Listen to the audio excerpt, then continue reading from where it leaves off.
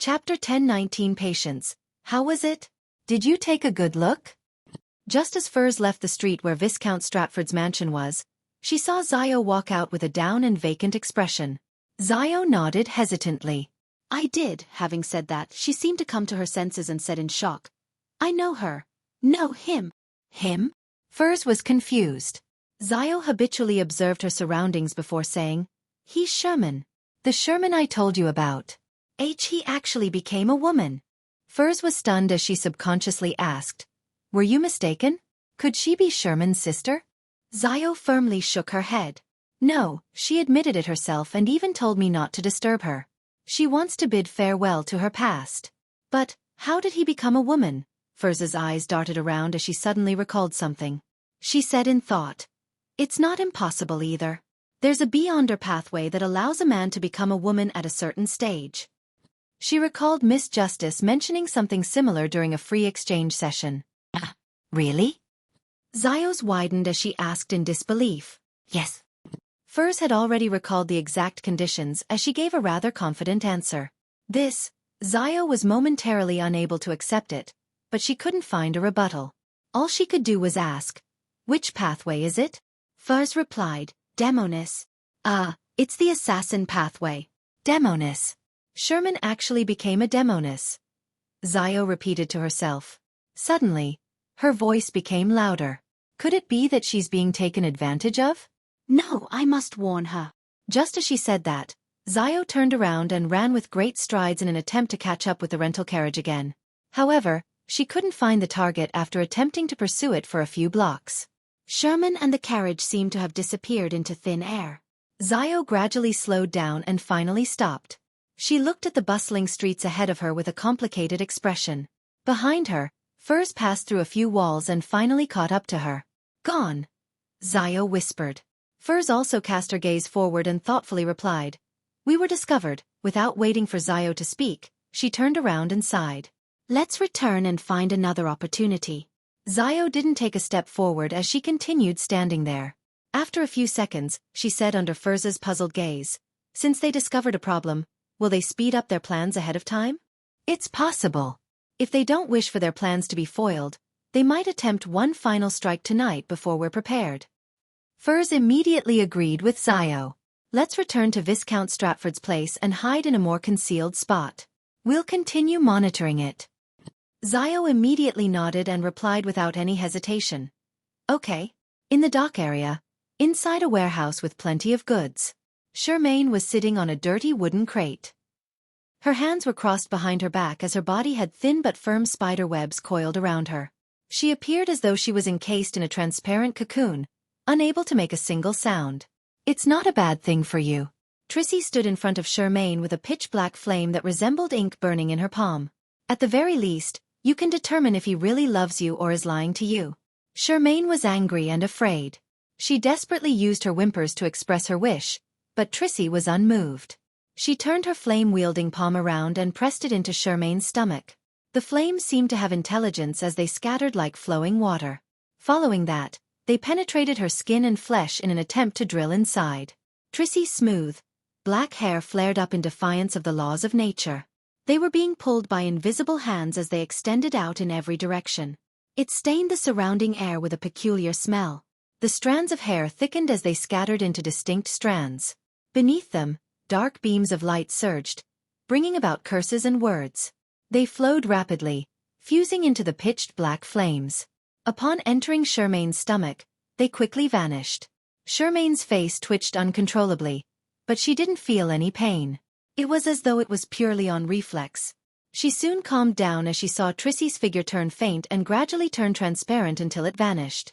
Shermaine's pupils widened as she struggled again, but she was unable to break free from her restraints. She tried again and again like a flood was rising, centimeter by centimeter, inside the silent warehouse. After an unknown period of time, the door to the warehouse opened with a thud and slammed into the two sides of the wall. A figure staggered in. It was the middle-aged Viscount Stratford. He didn't wear his white wig like he always did while outside. This revealed his rather high receding hairline and rather messy black hair. The latter was stuck together as though it had been drenched by a storm and was air-dried. But in the past few hours, The clouds were thin and the crimson moon high in the sky. It hadn't rained at all. Drops of sweat dripped down Viscount Stratford's rather cut facial contours as there were countless black threads flowing beneath his skin. His body was slightly hunched, and his facial muscles were somewhat twisted. His eyes were filled with pain and concern. He surveyed the area and was delighted when he found Charmaine. However, he turned anxious as he charged over without much confidence. When Charmaine saw him enter the warehouse, her face lit up as though it was covered in a halo. She then revealed a worried and fearful expression as she attempted to shake her head frantically. However, her neck was held firmly by the spider webs that prevented her movement. She reeled in anxiety, to the point of tears flowing out of her eyes, drop after drop, crystalline and frail. Just as Viscount Stratford was about to reach her, a loud bang suddenly rang out between the two. It was as though there was an invisible wall that separated him from Charmaine, one that couldn't be surpassed. If you wish to break the curse and take her away, you have to answer my question without hiding anything. At this moment, a figure quickly appeared in a corner of the warehouse. Her facial features were charming, forming together into an abnormally sweet look. She resembled the lover that every young lad would fantasize about in his youth. She was none other than Demoness Trissy. Without waiting for Viscount Stratford's response, she raised her right hand and conjured a pitch-black flame. Viscount Stratford's face, hands, neck, and exposed skin instantly turned transparent as they protruded with blood vessels. And in every blood vessel, there was a black flame silently burning as it flowed silently. The pain in Viscount Stratford's eyes immediately reached a peak, but it vanished the next moment. His expression turned extremely cold as a gibing look appeared in his eyes. It was as though the one being cursed wasn't him, but Trissy, who was a distance away. Trissy, who was in the corner of the warehouse, suddenly burst into black flames. Dense, countless spiderwebs appeared, but they couldn't be lit up. In the blink of an eye, Trissy was like Charmaine, being sealed inside a transparent cocoon. She couldn't move or escape. In a ventilation vent high above the warehouse, a figure appeared. It was a woman whose age wasn't obvious. She wore a simple and sacred white robe. She had black hair, blue eyes, looking sweet and beautiful, giving off an indescribable charm. Katerina Pell. Trissy seemed to expend all her strength before she shouted a name. At this moment, Viscount Stratford grabbed at his body, pulling out an illusory doll covered in thick black flames. He glanced at Charmaine and smiled at Trissy. When it comes to matters related to life, I would never be careless. After that fellow Sykes died, I knew that it would be my turn one day. Heh, since you're hunting me, it means there are obviously others who wish to hunt you. We're very patient, afraid of scaring you away. We did nothing and waited until today. Also, your gift was pretty good. Upon hearing Viscount Stratford's words, Charmaine, who was still struggling out of habit, instantly stopped moving. Her expression turned blank. Her eyes widened, but there wasn't any focus. The look in her eyes seemed to sink deeper and deeper. Love. Trissy suddenly laughed, seemingly mocking herself. She wasn't nervous at all. Mager Manor. Night had fallen.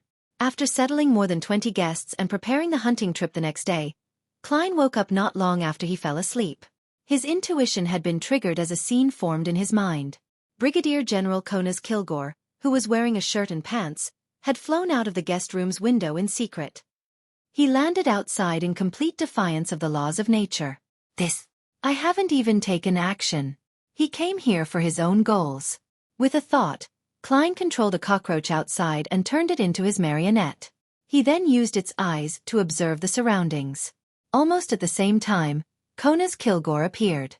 After this demigod left Mager Manor, he immediately distorted the distance and quickly arrived by the bank of the Tussock River. He prepared himself to cross it. The cockroach watched quietly without any reaction. He's heading for the south bank of the Tussock River. What does he want to do? Does he have the preference of hunting in the suburbs so that he can attempt to conceal such actions? He also introduced Mager Manor to me for this reason? Klein lay in bed and seriously analyzed Konas's actions. After the Mi-9 demigod stepped onto the south bank of the Tussock River, Klein suddenly recalled a matter. Back when he escaped the underground ruins wherein Zangwill and company were, he appeared somewhere in the northwest of Backlund. This was the south bank of the Tussock River, making it rather close to where Mager Manor was. Chapter 10. 20 Means of a Demoness. As his thoughts raced, Klein suddenly switched positions with his valet, Enuni, who was in the opposite room. And under a grapevine 150 meters from the manor's main building, a slowly crawling centipede suddenly stiffened before it relaxed. Almost at the same time, its body vanished from its location. Dwayne Dante in his blue and white checkered pajamas had appeared. Klein had swapped places with his marionette again. He decided to use this method to secretly tail Kona's Kilgore and figure out where he was going or what he was planning on doing. Although he could only move 150 meters a time, and it took 2 to 3 seconds in between moves, due to the process of turning the target into a marionette, this was more concealed compared to flaming jump or teleport. It made it difficult for Kona's Kilgore to detect him. After all, he was dealing with a demigod. Even in domains where one's spiritual intuition wasn't the best, a demigod wasn't to be underestimated. By the same logic, Klein didn't rely on creeping hunger to hide in the shadows. This was because it was relatively slow even though it concealed him rather well. It was impossible for him to catch up to the demigod. Under the dark night sky, from Mager Manor to the south bank of the Tussock River, the rats, snakes, spiders, fish that were active in that stretch of land stiffened up and turned sluggish. They were converted into marionettes one after another. With their help, Klein constantly moved without causing a stir. Soon, he arrived at the south bank of the Tussock River, and after catching up to Kona's Kilgore, he maintained a distance of 1 kilometer. To a Bizarro sorcerer, even if a marionette were to go beyond his range of control, it wouldn't immediately escape from its controlled state or die immediately. Without a Bizarro sorcerer's consciousness as a catalyst, this process was rather slow and needed nearly 10 minutes. Therefore, Klein wasn't worried that he would lose Enuni, who was lying in bed, while he did his tailing. As long as he returned within 10 minutes, he could continue controlling his marionette. Silently, Klein followed Kona's Kilgore as they went upstream. Passing through the dense forest, they climbed up a mountain beside the bank. At this moment, Kona's Kilgore, who wasn't wearing a vest or coat, suddenly stopped. He checked his surroundings and widened the range of his search as though he was trying to claim his territory. Upon seeing this, Klein didn't dare stay any longer.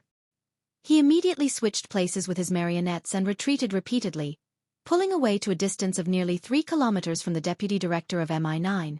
At this moment, he gave up control of the marionettes ahead of him. The death of a few bugs wouldn't incur any suspicion. This was all too common in the outskirts and in the forests. King of the Five Seas Nast can create a fighting environment that's favorable for him. Will Kona's Kilgore, who's also a Black Emperor pathway demigod, have the ability to demarcate such a region? He can change, boost, and use certain rules and make whoever tails him expose themselves without being able to hide? It's very possible. Klein warily took out a gold coin he placed in his pajama pocket. He ran it through his fingers and flipped it. This time, he deliberately controlled his strength and didn't produce a flicking sound. The gold coin flew up in silence and landed in his palm. Without needing to look down, the gold coin's face was naturally reflected in his mind. It was heads. This meant that the anomaly ahead contained extreme danger. As expected of a demigod. Such abilities sure are enviable. However, do you think you can avoid my tailing? Klein scoffed inwardly and found an abnormally secluded spot and made himself turn into Gehrman Sparrow. Following that, he clasped his hands and pressed it to his mouth, whispering, "Blessed of the sea and spirit world, guardian of the Rorstad archipelago, ruler of the undersea creatures, master of tsunamis and storms, the great Calvetua." After praying, Klein immediately took 4 steps counterclockwise and arrived above the gray fog. He sat at the fool's seat and beckoned for the bone scepter with blue gems embedded at its tip. Then, with the help of his prayer, he utilized the sea god scepters responding to believers and saw the area around Gehrman Sparrow. He then raised his field of view and took in the surrounding area. Using this as the origin, he expanded his vision to 5 nautical miles. This was the limit of what the sea god scepter could observe with the help of its believers. And this way, the area where Kona's Klein had designated, one that no object could escape his notice, appeared in Klein's vision. In the dock area, inside a warehouse with plenty of goods. "Love." After Trissy chuckled. Her figure grew faint as though she was bathed in the luster of a lake at night. In the blink of an eye, Trissy, who had been bound tightly with layers of silk by demoness of unaging Katarina Pell, turned into an illusory mirror. It was a full-body mirror taller than a person. Aqueous light shimmered within as a ghostly halo grew out of it as though it was a door leading to another world. At that moment, it didn't reflect the scene in front of it. Instead, it outlined a room. The room was dimly lit. The bed and furniture had been diced up into countless small pieces which were scattered everywhere. Only the central region was spick and span. Trissy stood there, wearing a dark black dress. Her hair cascaded down smoothly as it fluttered in the wind, accentuating her face's abnormal fairness. She looked like a female ghost as spoken in folktales. She wasn't actually present and was using the illusory mirror to project her figure and strength remotely. It was as though everything was real. Therefore, she wasn't flustered at all when she was being controlled and hunted. Upon seeing this scene, Katerina Pell, who wore simple and holy white robes, didn't hesitate to let out a shriek. Invisible waves quickly spread out as her hair flared up, each strand clear and distinct. They were thick and dyed with a grayish-white color. The illusory full-body mirror suddenly vibrated and shook as though it was on the brink of breaking apart. And in the messy room it reflected, the fragments of the bed, desk, and chairs turned grayish-white, losing their luster as though they were rocks. The brownish-yellow floor in front of Trissy turned into grayish-white rocks as it quickly extended towards the only human in the room like a surging tidal wave. Trissy didn't attempt to resist as she turned around and waved her hand back while leaping towards the open window. In midair, invisible spiderwebs that belonged to her phased into existence. They turned dark as they spread towards the grayish-white colors. At the same time, the dark and profound full-body mirror produced one crack after another. Amidst illusory shattering sounds, it broke apart and vanished. However, before the full-body mirror completely vanished, the grayish-white colors receded in a strange manner inside the petrified room, materializing into a figure. The figure wore a simple, holy white robe and had luscious raven-black hair. She looked both mature and innocent, as though she had a pair of profound and childlike blue eyes. She was Demoness of unaging Katerina, who had just been inside the warehouse a moment ago. Viscount Stratford could no longer see the situation inside the opposite room once the ghostly glow dissipated. He retracted his gaze and cast it onto Charmaine. He wore a mixed look in his eyes before he recovered. Trissy really was patient. To deal with me, she actually spent months to nurture a new Demoness. Viscount Stratford shook his head with a chuckle. What did she want you to gain from me? At that moment, with Trissy's connection being severed, the spider webs around Charmaine had loosened. They were unable to bind her and restrict her freedom. This beautiful girl wore a blank expression as she replied with a vacant look in her eyes. She wanted me to know who you are truly loyal to. Without waiting for Viscount Stratford to say a word, she asked hesitantly, her eyes making it obvious that she had difficulty finding the words. How many of those promises that you made to me were real? Viscount Stratford was taken aback before he chuckled. You're probably the most silly and most naive Demoness I've ever met. Charmaine's expression froze on her face as the glimmer in her eyes that she found so hard to regain faded bit by bit. Outside the warehouse, Zio and Furs were hiding in the shadows, observing the silent target area. They had followed Viscount Stratford here. Their patience had paid off, as they discovered this captain of the Royal Guard secretly leaving his mansion in the dead of the night, rushing to the dock area near the Backland Bridge. Using Zio's power as a sheriff, they followed him all the way here by keeping a huge distance between them. They had also confirmed that he had entered the warehouse in front of them. In addition, they also sensed that Viscount Stratford's condition had worsened as though he had been injured. Actually, we had the opportunity to take action while on our way here. Furs looked at the warehouse's entrance and murmured. Zio replied without looking at her. But you said it yourself that you have a nagging feeling that things aren't that simple and wanted to wait. This might be the intuition of an astrologer. It might also be an act of procrastination. Furs replied in a self-deprecating manner. They didn't say anything more as silence ruled once more. They continued waiting patiently. At this moment, a pitch-black flame was ignited on the rammed earth in front of them. The strange flames rapidly dispersed and kept close to the ground as it swept away. It then outlined a row of Loanese text. This is the chance you've been longing for. Zio's and Furs's pupils dilated at the same time. Then they looked at each other, at a loss for words. After a few seconds, Furs finally couldn't help but ask, what do we do? Chapter 1021. Cross. Zio hesitated when she heard Furs's question. We were discovered. They had said something similar before, but they were repeating it again now. However, it didn't have the same meaning. Previously, it was referring to being discovered by the guardian or monitor when she recognized Sherman. Now, the crux of the matter was that their choice and corresponding actions were expected and arranged by the person behind the scenes. They had no secrets to speak of. This meant that the chance that Xiao had been longing for might have really appeared. But what lay behind this matter was inconceivable. If we follow the intention behind this message, the final outcome will depend on whether she has good intentions, but that's not something under our control, Xiao added from a rational angle.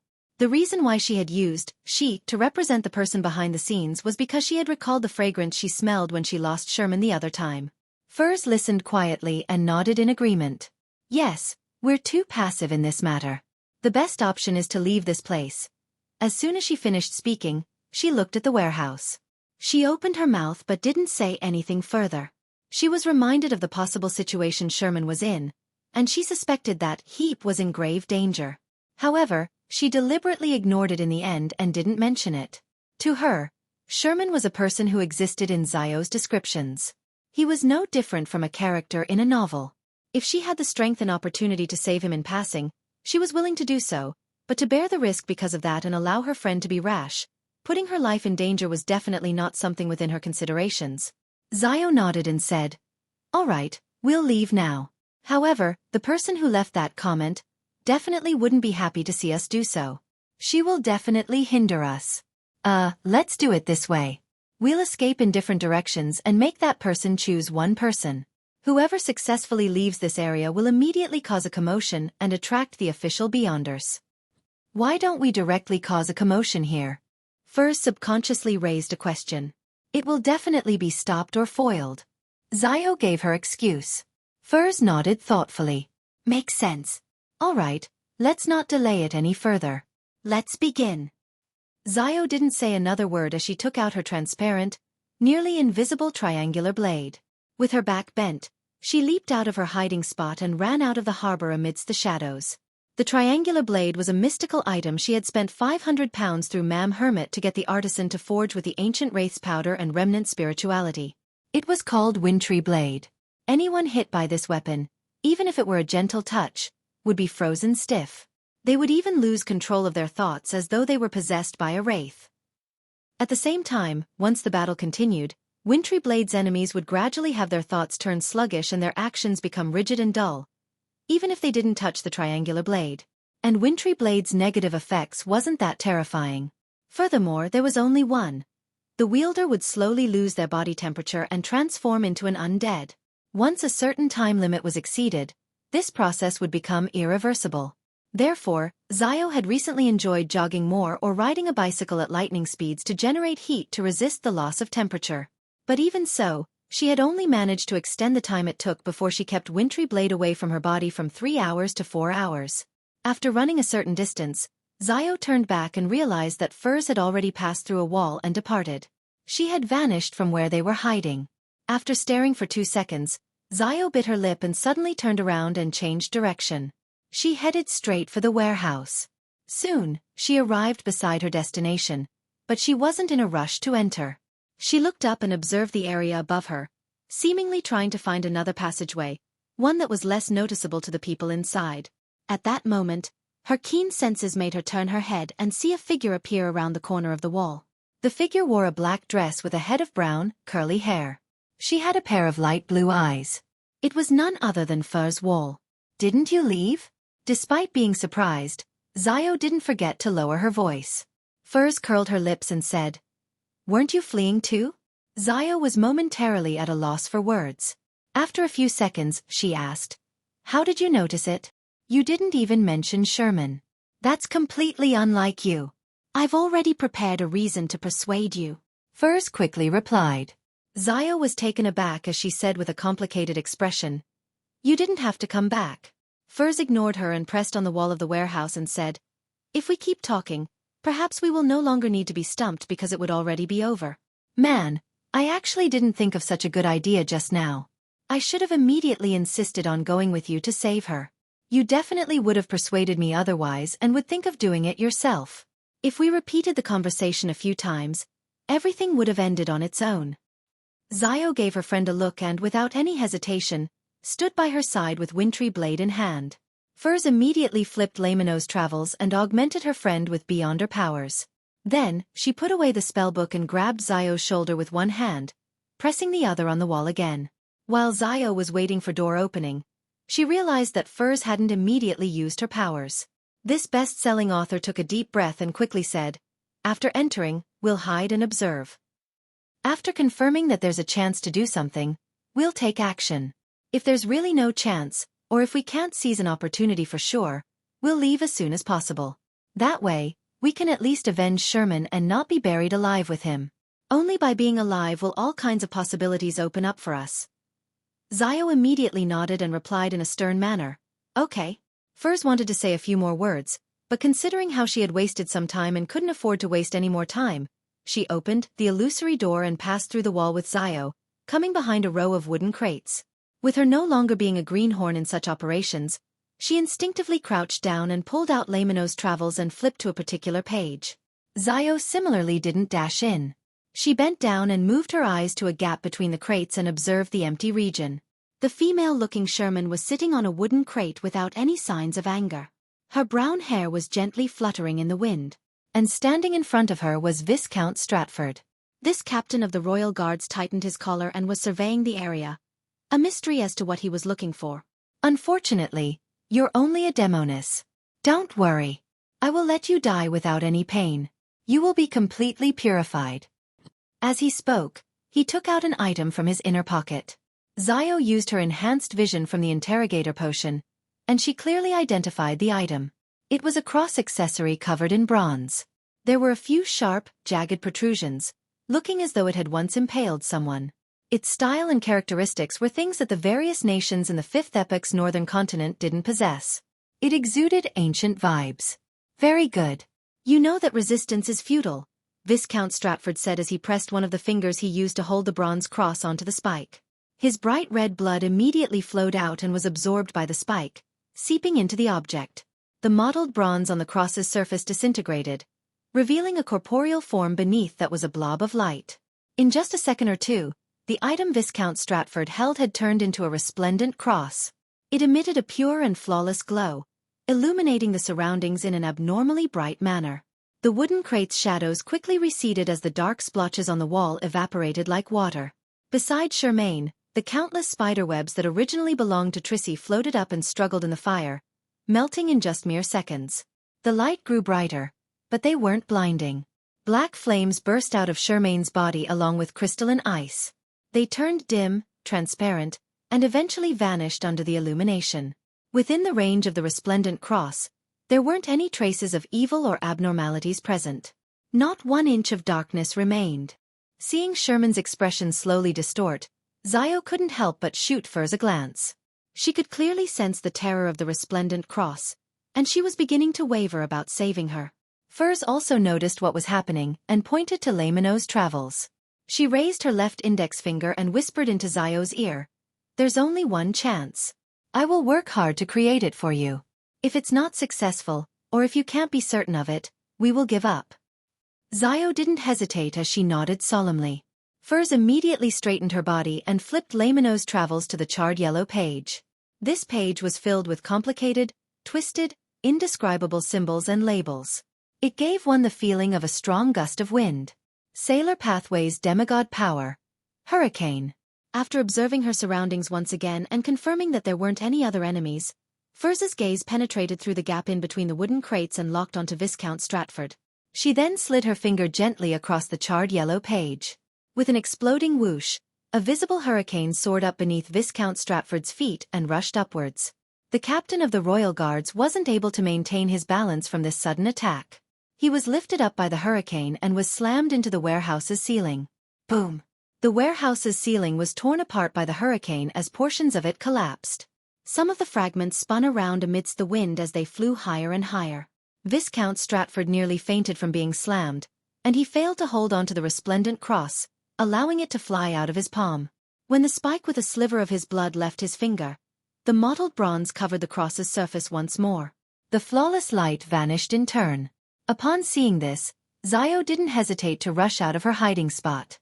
Her eyes first reflected Viscount Stratford's figure before 2 blinding bolts of lightning lit up. Psychic piercing. 10:22 Answer. Amidst the violent hurricane, Viscount Stratford was like a helpless leaf that was pitifully thrown about as though he could be torn to pieces at any moment. In this state, he couldn't react at all, much less speak. All he could do was rely on a disciplinary paladin's powerful body to barely hold on, hoping that he wouldn't lose a limb or head inside this terrifying hurricane. He originally believed that the hunt had succeeded and that Trissy's capture was at hand. Furthermore, he was extremely certain that his target didn't have helpers. Hence, all his attention was focused on Xueqi.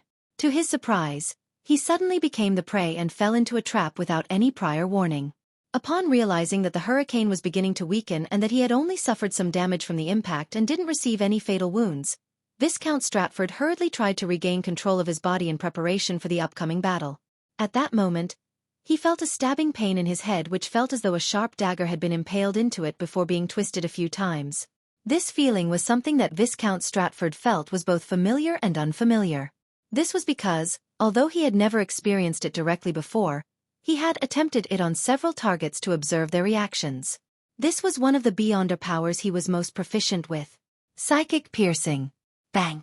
Upon being attacked, Viscount Stratford, who had failed to adjust his physical state, slammed into the ground hard as the bronze cross loudly fell several meters away. Tap, tap, tap. Zio held Wintry Blade and took a huge stride, dashing straight for Viscount Stratford who was struggling to get up. As for Furs, she had already flipped through Lamino's travels and flipped it open to a page that resembled a goatskin parchment. As her fingers slid across the page, Viscount Stratford's shadows, which had surfaced once again, came to life, condensing into black chains that wrapped around its target, binding him tightly. Viscount Stratford, who had just managed to catch his breath and become alert, still hadn't had the opportunity to choose the target for his punishment and apply certain restrictions when he once again lost his freedom. Even his mouth was bound by a shadow chain. Abyss chains. It was abyss chains from the Sanguine or Moon Pathways mid-sequence Beyonders. Furs had used it once and was rather fond of this Beyonder power.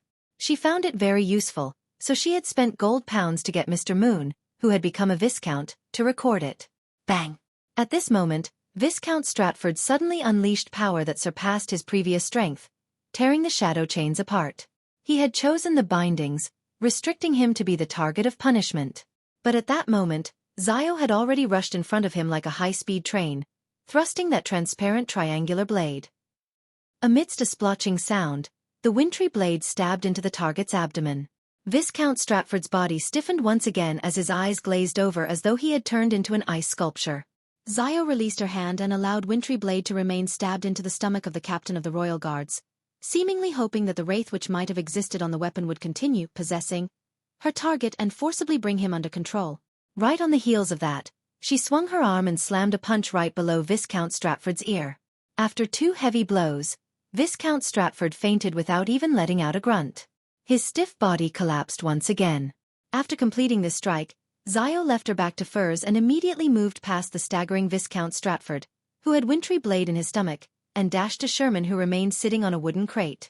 Furs flipped through Lamino's travels once again, using other Beyonder powers to add another layer of restrictions onto Viscount Stratford's body.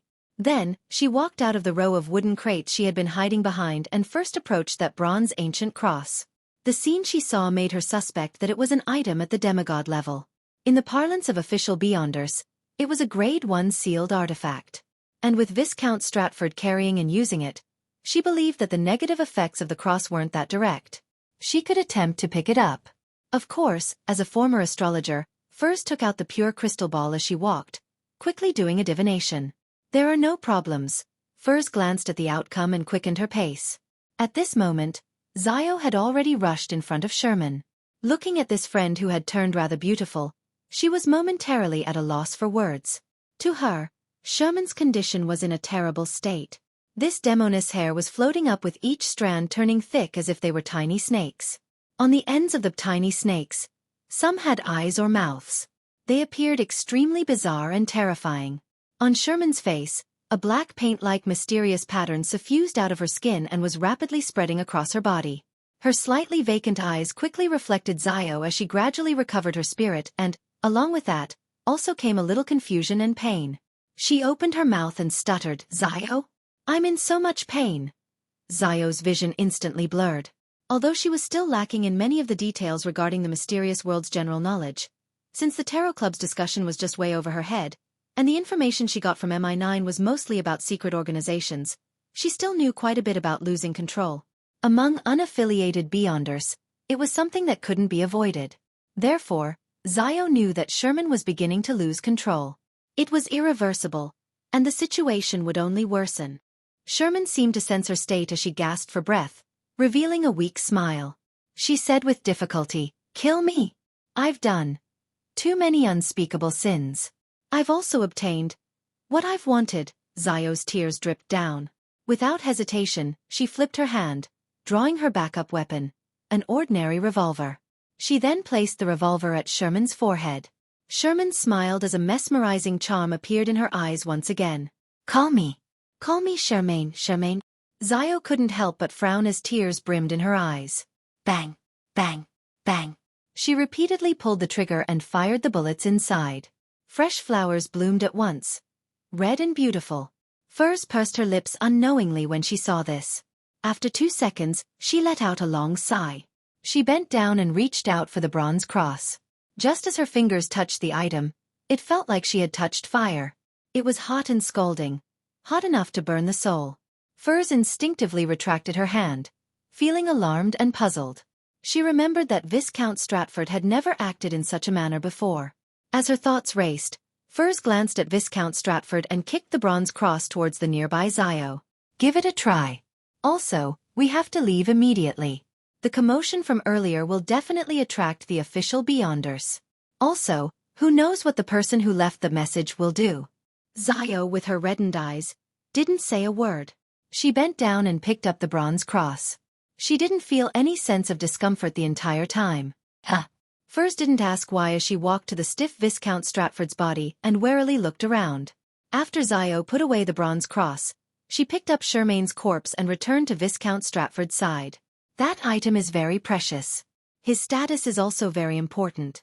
We'll definitely be the targets of the royal family's pursuit efforts. We need to do some interference." Furs looked down at Viscount Stratford as she muttered to herself in thought. She quickly made a decision. She raised her hands, lowered her head, and began piously chanting Mr. Fool's honorific name. She didn't believe that them giving up the bronze cross would stop the royal family from pursuing them due to being perceived to have lower priority. Therefore, without any hesitation, she prayed to Mr. Fool for help. To her, sacrificing the item to Mr. Fool was better than staying there. Almost at the same time, she saw a holy angel with 12 pairs of fiery wings. A phantom projected out of the angel as it descended from the sky, wrapping her and Zio in layers of flaming wings. Once this was over, Furs was just about to say something when she felt her body quiver. She felt a particular sense of horror and evil permeate from the void. Her eyes focused as she didn't hesitate to crouch down, reaching out her hands and grabbing Zio and Viscount Stratford's calf. At the same time, the final dark green stone with burn marks on her bracelet emitted a blue and illusory light. In the blink of an eye, the bodies of Furs, Zio, Viscount Stratford, and Charmaine turned transparent as they vanished from the spot. In seconds, they left the docks area and appeared on the outskirts of St. George Borough. During this process, Furs had even used her Beyonder power as a scribe to record traveling. After observing her surroundings and confirming that there was no one around since they were in the forests, Furs released Zio and Viscount Stratford and straightened her body. With the blessings of Mr. Fool's angel, there shouldn't be much danger. The person who left the message won't be able to lock onto us. Furs heaved a sigh of relief before saying with a lingering sense of fear, "The person who descended upon us towards the end was definitely a saint. Thankfully, we quickly escaped." Zio gently lowered Charmaine's corpse and said in thought, "If the person who left the message was monitoring Charmaine, then she might have already found out where we live. We can't return there." "Yes, we need to change our residence," Furs said with great experience. Then, she cast her gaze at the unconscious Viscount Stratford. "You can interrogate him now. Make every second count." As she spoke, she handed Laymono's Travels to Zio and exhorted, "There's telepathy on it and it's used with candlelight. Also, start with the simple and unimportant questions to lower his resistance." Zio received the spellbook with a solemn expression. However, her wrist trembled, unable to hold Laymono's Travels. "Pah!" The bronze notebook dropped onto the ground as Zio said with a frown, "It's like fire."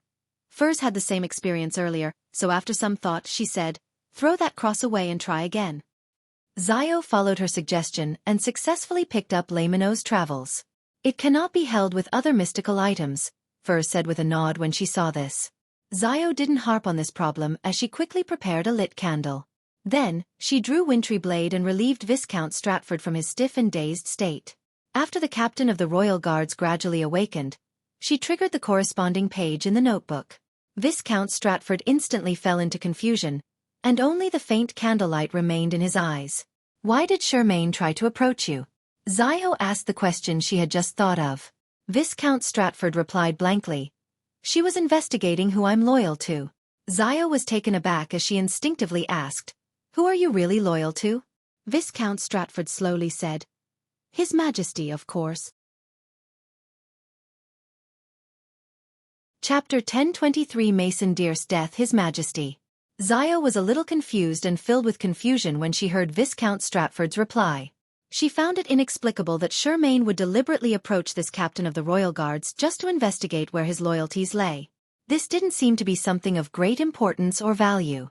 As for Viscount Stratford's answer, it was very normal and without any faults. Xueqi paid with her life for such an answer? Zio originally wished to press for the reason behind Xueqi's investigation of such a trivial matter, but she immediately realized that it might involve key intel too soon. It might cause Viscount Stratford, who hadn't entered the necessary state, to put up resistance. So she gradually held back her instinctive urge. She thought for a moment and asked, Do you know Mason Dear? Yes, Viscount Stratford answered blankly. Zio Cha continued asking rather simple and unimportant questions. Who is he? He's the former captain of the royal guards, Viscount Stratford answered simply without elaborating. At this moment, Furs didn't listen to the telepathy at such a superficial layer. She took out the pure crystal ball and placed it in Zio's pocket. After transferring her items, she bent down once again and carefully attempted to pick up the bronze cross. This time, amidst her trembling fingers, the soul-burning feeling didn't assault her. It allowed her to easily pick up the spiky item. As expected, this cross cannot coexist with other mystical items. I still have moon paper figurine and the remnant spirituality of the ancient wraiths, but it didn't react. This means that it can coexist with items that don't contain Beyonder characteristics, but won't resist spirituality and strength? If that's the case, will it also reject the Beyonder characteristic within my body? But it doesn't seem obvious.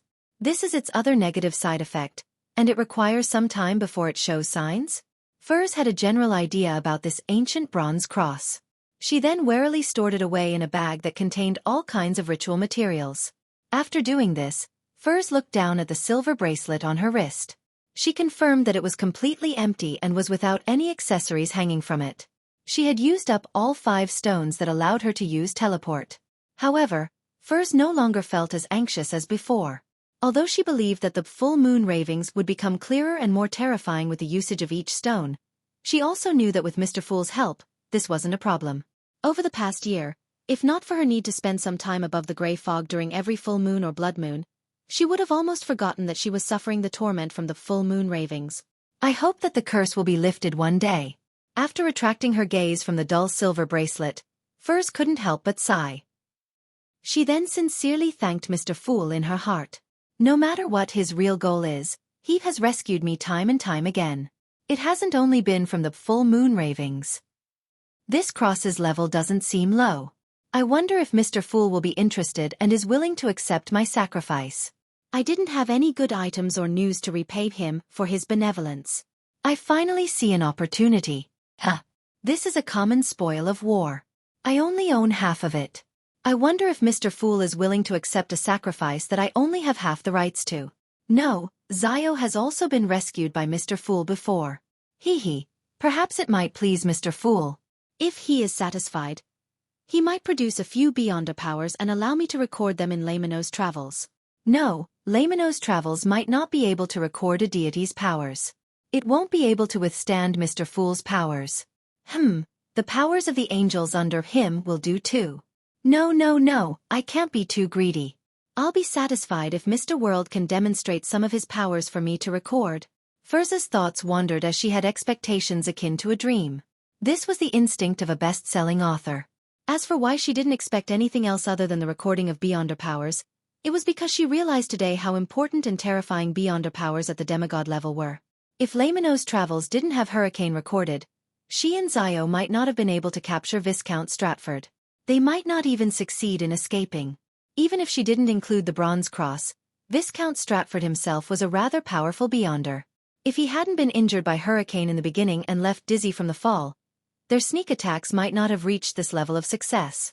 There was a high chance that they might suffer a counterattack. Of course, separating the resplendent cross from Viscount Stratford was key to the victory of this brief battle tonight. And again, this was all thanks to hurricane. On careful thought, if we switch to a less pressing situation, and if the bronze cross and the demigod powers in the notebook were excluded, Zio and I might have a chance of defeating Viscount Stratford together. We might even have quite good odds. The beyonder powers recorded in the notebook are varied, and when put together, they're truly powerful. Together with Zio's psychic piercing and the effects of Wintry Blade, in a head-on battle, it's reasonable for Viscount Stratford to be defeated if he doesn't have any special mystical items. A living scribe with rich experience is actually this powerful. The more Furs thought, the stranger she felt. She realized that she had become rather formidable. Back when they were dealing with the ancient wraith, she had already come to a similar conclusion. And this time, their enemy, Viscount Stratford, was the captain of the royal guards of the lone royal family. He was at least sequence 6 and was probably sequence 5. Furthermore, he wielded an item at the demigod level. The level of his strength was clear, so this immediately allowed Furs to benchmark her level in the world of beyonders. Although their victory mainly stemmed from a sneak attack, a successful one was also a manifestation of one's strength. I'm already a scribe. With a good combination of powers, together with Lamino's travels, I'm already a rather strong sequence 5. The only problem is that I lack experience. As Furs reflected poignantly, she cast her gaze at Zio and Viscount Stratford, continuing to listen to their questions and answers. At this moment, Zio's question had already reached a rather key topic that could easily result in resistance. How did Mason Deer die? After asking this question, Zio's expression suddenly turned complicated and expectant. She was also in a dilemma, feeling pangs of excitement and fear. This was a question she wished to ask 8 years ago. In these nearly 3,000 days, she had been constantly searching for an answer, but she was also afraid that the answer wasn't something she expected. She was afraid that her father was really involved in a mutiny and thus was executed, marring his reputation. Viscount Stratford didn't immediately answer Zio's question. He seemed to struggle before saying, he discovered His Majesty's secret and tried informing the 3 churches but failed. He was executed on the spot. Zio fell into a daze for a few seconds before finally confirming the answer she received. Although this answer shocked her, it made the heart in her mouth sink back to its original position as she calmed down. Secret. His Majesty's secret, she muttered softly to herself and asked in a pressing tone. What secret? Furs, who was beside her, was also shocked to the point of being dumbfounded. She never expected things to develop to this stage. At that moment, Viscount Stratford's facial muscles visibly contorted. It took him a great deal of effort to say a few words. That secret is, suddenly, his body jerked violently. His confused eyes regained their luster. Right on the heels of that, his body collapsed from the most minute part, instantly transforming into a ball of fireworks.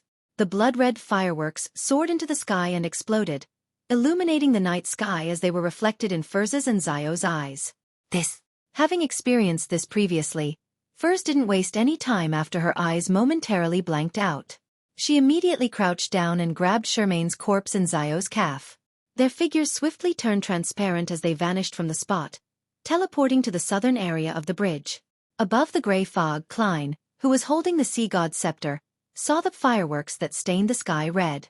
Back when Furs prayed to him, he had happened to be inside the magnificent palace observing Kona's Kilgore's actions. He conveniently took in the red priest card and used the paper figurine he cut, stirred the powers of the mysterious space, and gave a response. During this process, he discovered that the person lying next to Miss Magician and Miss Judgment was Viscount Stratford. This was one of the targets he had placed great importance on. Although he hadn't investigated him personally, he knew that there was something wrong with him.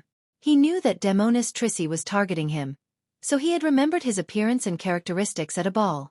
Klein didn't know what the 2 Tarot Club members were up to, but since it involved Viscount Stratford, he definitely didn't write off its importance.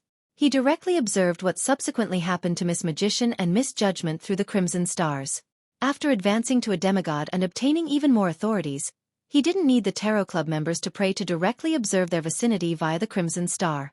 This was similar to specially marking out believers, but Klein had always held great restraint towards that and had never attempted it. This made him hear Zio's and Viscount Stratford's conversation. And since he knew the underlying truth, he knew very well what the true meaning and importance of who he was loyal to was. Combined with the discovery of the king's secret by the former captain of the Royal Guards, Mason Deer, and how his attempt to inform the three churches failed, Klein already had a guess. He suspected that the greatest culprit behind the Great Smog of Backland was the Lone Kingdom's king, George III. 1024 Traditional skills inside the palace above the grey fog. Klein, who was holding the sea god's scepter, looked at the Black Emperor card and the Tyrant card on the table in front of him with a heavy look. Although Viscount Stratford's answer could only prove that King George III hid a great secret, had played a crucial role in the Great Smog of Backland, and was highly likely to be a mass murderer, it couldn't be said that he had spearheaded everything and was the true mastermind. After all, he might only be a puppet. But to Klein, this was already enough.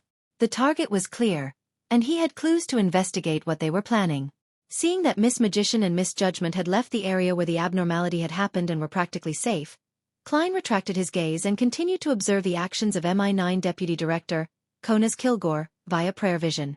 After a while, after securing the territory and confirming that no one was tailing him, Konas Kilgore walked to a mountain wall and took out an object. His entire body was tainted with a ghostly blue glow as he gradually became hazy and blurry. Then, he disappeared into thin air, his whereabouts unknown. A rather special form of traveling via corporeal ritual or item that allows him to teleport from point to point within a very short distance. Back when I came out from the underground ruins wherein Zangwill was, I also passed through a similar door. Yes, this place isn't too far from the mountain where Mr. A pursued me. This setup needs a very suitable and secretive region. Without having any permission from the interior, just holding onto an activation item might not have any effect. And once something happens, destroying the corresponding ritual can prevent enemies from entering and stop them from finding the exact location. Klein nodded in enlightenment. Combining the information which Viscount Stratford had just revealed, he had come to the initial conclusion that the king's secret and the ploy by the three factions were all hidden deep within the underground ruins. As long as one entered, the truth would be obtained through a careful investigation. However, the difficulty in performing the investigations became apparent the more he thought about it. He had to first obtain the corresponding item and, using his disguise as a faceless to fool the guards, he would teleport in. None of these steps were easy. According to Rhodes, Konas Kilgore wasn't just a demigod of the Black Emperor pathway, he also possessed a rather powerful sealed artifact. Even if Klein had made preparations, his odds of defeating the Brigadier General of MI9 wasn't too high if he didn't seek the help of angels, much less finish him off in a stealthy manner without anyone realizing it. Furthermore, there were many difficulties in getting the help of an angel, as all of them had their own extenuating circumstances that prevented them from agreeing. Even if I take down Konas Kilgore without drawing the attention of anyone, I have to consider the danger that stems from entering. Based on what previously happened, it's impossible for them to not be on guard against a faceless. A cooperation effort between the king, the psychology alchemists, and the Demonist sect guarantees that their ploy is significant. It's extremely possible that there's an angel within the underground ruins. Klein frowned as he was at a loss for a reliable angle for investigation. He tapped the edge of the long mottled table and decided to break out of the confines of his original thoughts and consider it from a different angle. A few seconds later, a flash of inspiration came to him. Why do I want to complete all these steps by myself? The king's secret and plans are likely detrimental to the three churches of Storm, Evernight, and Steam. Otherwise, the former captain of the Royal Guards, Mason Deer, wouldn't have attempted to inform the three churches. As a blessed of the Evernight goddess, at least for now, isn't it obvious what I should be doing? This can also count towards my contributions to exchange for the Scholar of Your Potion formula. In an instant, Klein's thoughts became extremely clear. He left the area above the grey fog without any hesitation and returned to the real world. Dressed in blue and white checkered pajamas, Gehrman Sparrow raised his hands once more and made a prayer gesture. He chanted in ancient Hermes, the Evernight goddess who stands higher than the cosmos and more eternal than eternity. You are also the Lady of Crimson, the Mother of Concealment, the Empress of Misfortune and Horror, Mistress of Repose and Silence. This time, Klein didn't hold a ritual because he wasn't praying for a bestowment or response. All he wanted was to simply describe what Viscount Stratford had said, as well as his observations regarding Konas Kilgore. Therefore, a direct prayer was sufficient. After praying, Klein exhaled and stood in a remote area of the woods, patiently awaiting the possible developments. In less than a minute, a figure suddenly appeared in front of him, like a quickly sketched portrait. The newcomer was dressed in a simple robe. By the figure's waist was a belt made of tree bark. Long hair cascaded down as the figure was barefoot. She had a pair of dark and serene eyes, and she was none other than the highest-ranking archbishop and leader of the ascetics, servant of concealment, Ariana. "Good evening, Ma'am Ariana." Klein bowed without any hint of surprise. Ariana glanced at him and returned the greeting. "Good evening." She didn't make any small talk as she directly asked, "Kona's Kilgore is nearby?" "Yes, less than 10 kilometers away." Klein pointed in the direction. "He has already used an item to vanish from his place. What should we do next?" Ariana nodded slightly and said, "Wait for him to come out and find an opportunity to capture him." Isn't that too direct?" "You look quiet and plain, a cultured person." "No, Angel. Why are you so aggressive? If Kona's Kilgore didn't head for the underground ruins and had gone to some other secret base, or if he wasn't too deeply involved in the king's ploys, to have the church's archbishop taking action on MI9's top brass would definitely be breaking news. The kingdom's fracturing would only worsen." Klein was momentarily unsure how he should respond to Ariana. Although he would definitely attack Kona's Kilgore if he handled the matter himself, since the latter's involvement in the slave trade and the silencing of others was enough reason, the problem was that a demigod of a secret organization attacking a military top brass and an Orthodox church's archbishop attacking a military top brass was two completely different matters. As though sensing Klein's thoughts, Ariana calmly explained, "You will be the one taking action, not me." Klein was a little unused to Herb's style. Ariana continued, "I will create a concealed world for you and provide you the necessary assistance." "Battle in a concealed state? Fight with the help of an angel?" Klein nodded with a thought. "Then where shall the ambush be?" Ariana answered succinctly, "In your mager manner. I share the same thoughts. But I didn't want to say it myself." Klein took a deep breath and exhaled. The choice for the ambush location stemmed from very simple logic. It was to do it when Kona's Kilgore was in his most relaxed and defenseless state. Without a doubt, once Kona's finishes his secret mission and returns to Mager Manor, he would believe that the most risky matters of the night were over. He wouldn't have his guard up. For the same reason, if the king's secret employ was of utmost importance, it was possible for an angel to be watching over him while he returned from the underground ruins. Once he suffered an attack, the angel would be able to immediately respond.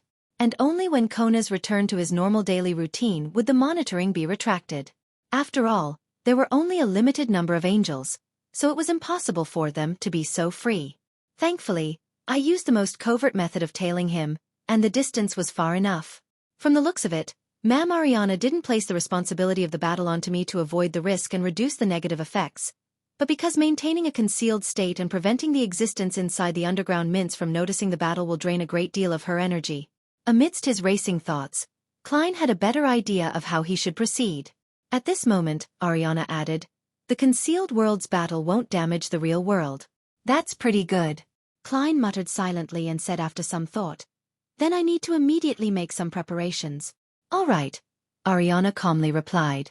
She didn't even ask me what preparations I need. I was even prepared to say that I need a change of clothes. As Klein lampooned himself, he looked down at his blue and white checkered pajamas. His left palm quickly turned transparent as he vanished from the spot. Inside Mager Manor, Klein's figure blinked into existence. Maintaining his appearance as Gehrman Sparrow, he quickly changed his clothes and wore a top hat. Following that, he took out a piece of paper and used his finger to write. The tip of his finger spewed out a scarlet flame, leaving charred marks without burning the piece of paper. The charred marks quickly formed a complicated symbol that was a mixture of concealment and mystery prying. With the formation of this symbol, the full-body mirror in the room turned dark as aqueous light rippled. A silver outline appeared, forming one word after another. "Exalted Great Master, your loyal and resilient servant, a Rhodes, is here to answer your summoning." "Do you have something you would like to ask me?" "Yes." Klein nodded and looked out the window. What demigod powers and powerful sealed artifacts does Kona's Kilgore have? This was something he vaguely knew before. After confirming that Kona's Kilgore was a target, he gathered more information and now wished to know more so as to prepare a strategy meant to target Kona's. The full body mirror's silver words warped and squirmed, quickly forming new words. Great Master, Konas Kilgore is an Earl of the Fallen. To hide his strength, he wields a sealed artifact that also belongs to the lawyer pathway.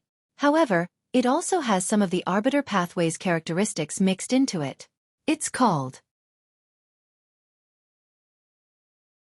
Chapter 1025 Random Anomalies. The full-body mirror's silver words seem to have a life of their own as they vanished and reformed. The concerto of light and shadow is a pocket watch.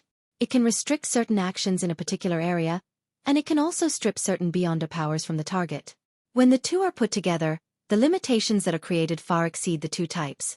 The concerto of light and shadow is also able to gift certain negative side effects to the target, making him sluggish, eager, avaricious, or lose their fighting spirit, only capable of focusing his attention on money. Apart from these effects, the sealed artifact's wielder would have the ability to distort the target's speech, actions, intentions, and attacks. It can reduce a lethal blow into a serious injury, or it could repel an attack, turning progression into retrogression, escaping into leading a charge. The negative effects of Concerto of Light and Shadow are rather serious. Amongst them, the main negative effect to take note of is that once it's brought into combat, all the beyonder effects produced in a certain region would intermittently experience random anomalies. It wouldn't distinguish between friend or foe, making it hard to control and unpredictable. That also means that lightning strike might still create a bolt of lightning, but it might splash the target with a blast of cold water or summon unknown spirit world creatures. Due to this reason, Konas Kilgore has deliberately sought out a mystical item that can make him sufficiently lucky at critical moments, hoping that the random intermittent effects will benefit himself. It's definitely useful to a certain extent, but it's not that great. Konas Kilgore also has a strange revolver. It originated from an anomaly during an evil god's sacrifice. It's called Rever's Shout of Despair. It can shoot without bullets, and each shot possesses immense strength. It can shoot at a rapid pace like a miniature machine gun. Targets who are hit by it will suffer Rever's Shout of Despair before he died. They will suffer different levels of pain, dizziness, and confusion. The biggest problem with the revolver is that the wielder will also hear the shout of despair. It just won't be too frequent. As an Earl of the Fallen, Konas Kilgore no doubt has a qualitative change when it comes to distortion and the unreasonable bestowment. In addition, he can also exploit laws and magnify effects, and use disorder to disrupt order. Exploit can extend certain states for longer periods of time or end it ahead of time. It will make the rules more beneficial to himself. For example, after jumping into midair, the state of being away from the ground can be extended, achieving the effect of floating. Magnify can boost the effects or influence of his actions. It can make an ordinary attack become an execution. It can turn a hug from a distance away into a restriction. Disorder will influence the structure of objects, the standards of measurement, and the accuracy of attacks. It will make a seemingly massive building collapse, causing what seems like a huge distance to be shortened to that of a few paces, as well as allowing attacks that are aimed at him to miss their mark. Through magnify, exploit, and distortion, beyonders of the lawyer pathway can achieve certain things that only beyonders of the arbiter pathway can accomplish. Of course, lobe and mid-sequence beyonder powers of the lawyer pathway like bribe are equally possessed by an Earl of the Fallen and are even stronger. Great Master, I've finished answering your question. Is that okay? Your answer is like a guidebook. You must have been gathering information from the spirit world while delivering it. Also, must you seek praise even for matters such as this? Klein lampooned and nodded slightly. That's right. After answering Rhodes's question, he quickly got into the zone as he analyzed the powers and traits of the powerful sealed artifact which the demigod, Konas Kilgore, had. An Earl of the Fallen is indeed a sequence 4 demigod existence. There are qualitative changes in various aspects. Be it bestowment, distortion, exploit, and magnify, none of them are easy to deal with. I might suffer if I'm careless. Rather, disorder isn't terrifying. It's basically an enhanced version of the Sequence 5 Mentor of Confusion's power. The Concerto of Light and Shadow does have traits of the Arbiter domain. And the most frustrating aspect about it is the negative side effects. To a beyonder of the Seer pathway, my combat style is definitely closer to one of preparation, precision, and control. Once the battle begins, the moves will chain one after another. During this process, if a random deviation were to happen, the entire plan can easily be messed up and not be accomplished. It's very dangerous. As he thought, Klein discovered that the main problem stemmed from the sealed artifact named Concerto of Light and Shadow. As a beyonder who liked setting up traps for his enemy, Klein didn't wish that after throwing himself into a perilous situation through his painstaking planning and hard work, he would realize that the item would summon a rabbit just as he was using the Fate Siphon charm to switch fates with his target to turn the tables and finish off his opponent. Or perhaps it would turn into fireworks to celebrate the death of the user. Kona's Kilgore can reduce the effects by raising his luck, but I can't do it. Fortune or misfortune that's not at the angel level won't be effective on me. However, I have the marionette. Winner Anuni. Klein thought as he gave a Rhodes the second question. How can the intermittent random anomalies of that sealed artifact be avoided? Silver words appeared out of the ripples of the deep mirror, forming a new sentence. There's no need to avoid it. Kona's Kilgore just needs to become unlucky. And for this, the demigods of the Evernight pathway are experts. Makes sense. According to the theory of relativity, as long as Kona's Kilgore is more unlucky than me, I'll be the lucky one. Ma Mariana said that she can provide me with assistance. To her, secretly slipping some misfortune onto Kona's Kilgore before creating the concealed state should be very simple and easy. Klein immediately nodded cheerfully. Very good. That's it for today. I'll summon you again if there's anything else. Yes, Master. No problem, Master. Goodbye. Master Dash on the full-body mirror's surface was a simple drawing followed by silver words. Seeing the mirror instantly return to normal, Klein retracted his gaze and quickly simulated the battle that would happen in his mind.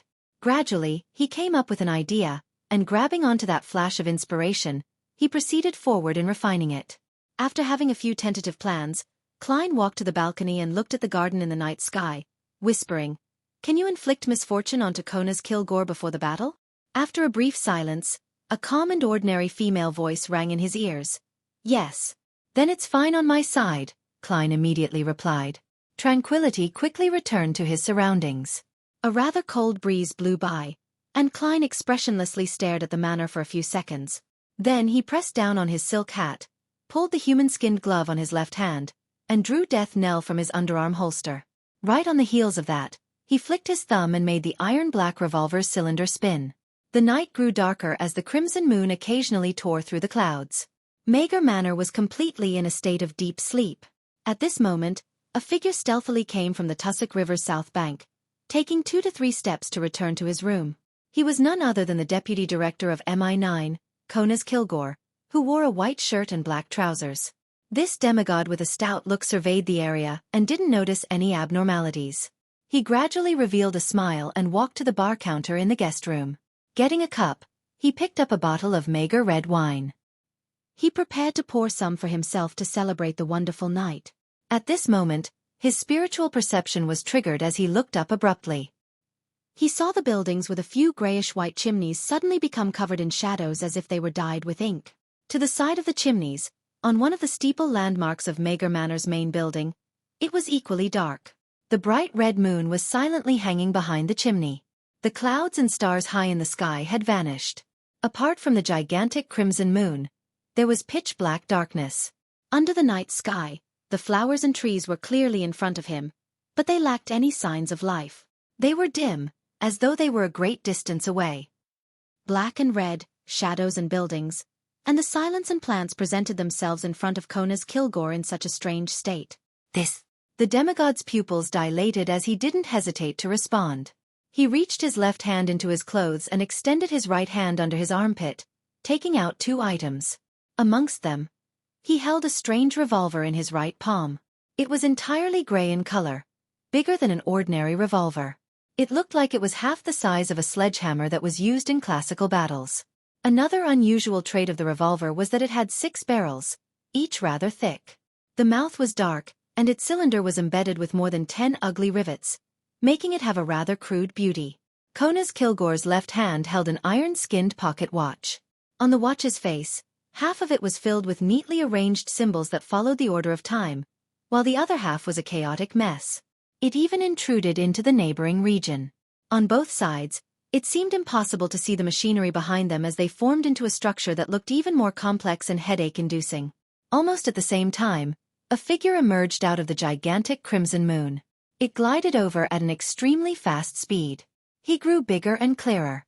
He was a young man with black hair, brown eyes, and cut features. The young man was wearing a silk top hat and a black trench coat. He held a unique revolver in one hand, and a transparent human-skinned glove covering the other. Under the bright illumination of the surroundings, he seemed to be burdened with the weight of the gigantic crimson moon. Gehrman Sparrow. Meow had an only slightly assisted fight against a sequence 4, where planning might go awry. I am looking forward to seeing how he will pull this off. Chapter 1026. 2 Restrictions. Upon seeing the young man in the black trench coat appear with a black revolver in hand, Konas Kilgore, who was no stranger to all the important figures in the world, immediately responded. The thumb on his left hand that held the iron-skinned pocket watch was rapidly moving, reaching for one of the metal buttons on the messy inlays of the pocket watch. He suddenly raised his right arm, aiming at Gehrman Sparrow with the 6 gray gun barrels that formed a circle. This process was like a fleeting spark that quickly came to an end. As for Konas Kilgore's left thumb, it had pressed down. He overcame his instinct and didn't directly use restriction from the Concerto of Light and Shadow. This was because he didn't know Gehrman Sparrow well enough, unsure as to what he was best at. Furthermore, the person with Gehrman Sparrow's appearance might not be Gehrman Sparrow. Blindly using restriction would only be a waste of an opportunity. He intended to observe and wait for a while longer before he came up with a more specific order to distort the laws. Bang! Bang! Bang! Bang! Bang! Bang! The strange revolver let out a roar of despair and spewed out a storm of black and icy bullets, instantly enveloping the enemy beneath the crimson moon. At this moment, Gehrman Sparrow's figure turned transparent and incorporeal. At the same time, the bullets tore through the target in the black trench coat, tearing apart the afterimage he left behind. And behind Konas Kilgore, Gehrman Sparrow, with a cold expression, quickly appeared. His body was half-crouched, and he was leaning forward. The black top hat on his head appeared blood-red under the crimson moon's illumination. He suddenly raised the black-barreled revolver in his hand, opening his mouth slightly while aiming and squeezing the trigger. Bang! The floorboard to the right of Konas Kilgore exploded into countless fragments. Gehrman Sparrow's shot had been ridiculously far off the mark. Furthermore, its destructive power was clearly lacking. This was the distortion power of an Earl of the Fallen. It caused the bullet's trajectory to deviate and have its power weakened. Seizing this opportunity, Konas Kilgore used disorder to influence measurement standards, arriving above the balcony of the bedroom with one step. Then he half-turned his body, and with a smack, he pressed one of the metal buttons on his iron-skinned pocket watch. He then solemnly said, "Teleportation is prohibited here." Silently, Mager Manor, which was being illuminated by the gigantic crimson moon, experienced an unknown change. Gehrman Sparrow, whose body had rapidly turned faint after firing, appeared out of the void again. He had failed to successfully change positions. Concerto of Light and Shadow. Restriction. To Konas Kilgore, no matter what Gehrman Sparrow was good at, he had to immediately restrict his obvious ability to teleport. An enemy who could do close-quarters teleportation at a high frequency wasn't only irritating, but also dangerous. Realizing that his teleportation had failed, Gehrman Sparrow's expression remained unperturbed. His body quickly warped as the colors faded from his body, leaving a deep darkness. This deep darkness suddenly collapsed across the ground, fusing with the shadows in the region where the moonlight couldn't reach, making him indistinguishable. Bang! Bang! Bang! Bang! Bang! Bullet holes riddled the spot where Gehrman Sparrow was previously standing, tearing the ground open. Boom! The area collapsed immediately, revealing the room before. However, no dust was thrown up. And despite such a stir, Mager Manor remained blanketed in deep shadows. No one was awakened or gave a response. Konas Kilgore suppressed the urge to restrict the action of hiding in the shadows. Holding on to Rever's shout of despair and Concerto of Light and Shadow, he calmly observed his surroundings and waited for Gehrman Sparrow to appear once again before launching his attack. However, inside the collapsed room, the shadows were silent, and there wasn't any movement. And outside the window, the steeple and chimneys remained immersed in an icy cold darkness. The gigantic crimson moon seemed to be hanging over the roof. The plants in the garden, the grapevines far away, and all the various classical windows seemed to degenerate into the background on this night. Despite being visible to the naked eye, they were imperturbable. All of Mager Manor was cold, dark, and silent, just like a forgotten corner that didn't garner the attention or incur discovery from others. There were no signs of life at all. As a demigod, As an important figure in the intelligence community, Konas Kilgore quickly had a theory. He suspected that the person was related to the authority of concealment. This gave him many ideas, but Gehrman Sparrow remained nowhere to be seen. He actually didn't sneak attack and even gave up the chance to deliver a barrage of attacks, leaving me so many openings. Doesn't he know that a high-sequence lawyer or arbiter is very difficult to deal with once they're prepared prior to the battle? A sense of puzzlement flashed across Konas Kilgore's mind. Using his observations of his surroundings and the relatively non-urgent situation, he quickly understood his current predicament. He knew that defeating Gehrman Sparrow wasn't key, but escaping the concealed world was. If he couldn't leave this place, there might be more dangers awaiting him. As long as I can leave this dark-styled Mager Manor, even if angels were to descend, I don't have to worry since I'm in Backland. Such artificial concealed worlds must have an opening. This is a law that cannot be avoided in the mysterious world. The usage and distortion of laws was what lawyer pathway demigods were best at. Konas Kilgore had many ideas come to him as he quickly made a decision. He suddenly turned around and jumped from the balcony, flying off like he was a spring that was released. This demigod of the military instantly reached a high altitude, but he didn't slow down or show any signs of falling. He maintained this speed as he went higher and higher in altitude, thus achieving flight. Earl of the Fallen. Exploit. This was the exploitation of laws. By extending the jumping process, he could maintain a much longer duration. If Konas Kilgore became a Sequence 2 angel, he could even jump onto the Crimson Moon with this beyonder power. While jumping in midair, Konas Kilgore swung his right arm and released his disorder beyonder power. He wanted to create a certain level of disorder in Mager Manor in this strange world. The true exit would then be exposed through the generated ripples. Instantly, the flowers and grapevines in the background of Mager Manor wavered. The black steeple, chimneys, and classical windows were covered in a faint shadow. In the entire world, only the gigantic Crimson Moon which appeared to be right before them didn't change. It continued hanging silently in the sky. That's the exit. Konas Kilgore grasped the patterns from the disorder, and using some actual feedback, he determined where the exit was. Without any hesitation, he exerted strength in his waist and used Magnify to forcefully change his direction, allowing him to rush towards the bright red moon. At that moment, a figure appeared in front of Mager Manor.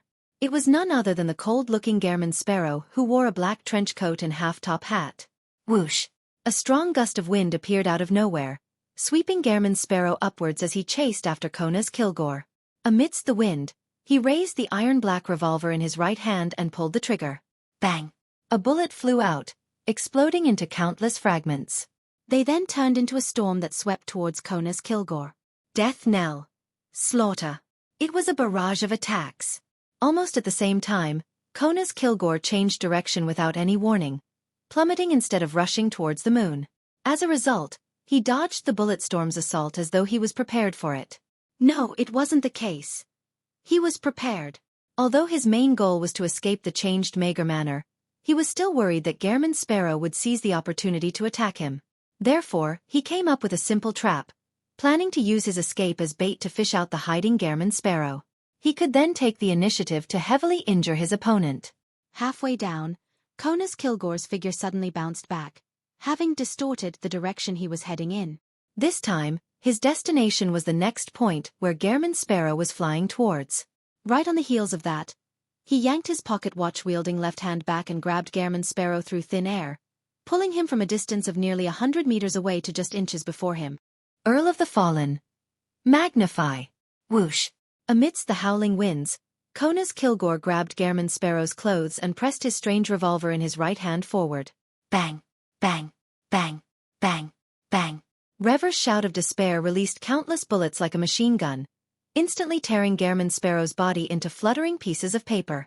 Konas Kilgore's gaze froze slightly as he immediately moved his left finger and pressed one of the metal buttons on his pocket watch. With a click, this Earl of the Fallen didn't hesitate to say in a domineering fashion, "Stand-ins are prohibited here." Just as he said that, the howling wind came to a stop. Mager Manor returned to silence once again as it was blanketed by dark shadows. Konas Kilgore changed direction and began spiraling in midair in search of Gehrman Sparrow. However, there weren't any anomalies in the dark night sky. This Earl of the Fallen hesitated for a moment before preparing to continue rushing towards the gigantic Crimson Moon.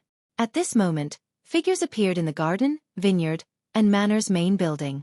They either grew or became taller, rapidly taking form. They all had black hair and brown eyes with sharp facial features. They wore silk top hats and black trench coats. They were all Gairman sparrows. The only difference was that some of them were of normal build, some with their backs sunk inwards. The rest were bloated while others just a thin layer. Upon seeing this scene, Konas Kilgore immediately recalled a dangerous enemy he had once encountered.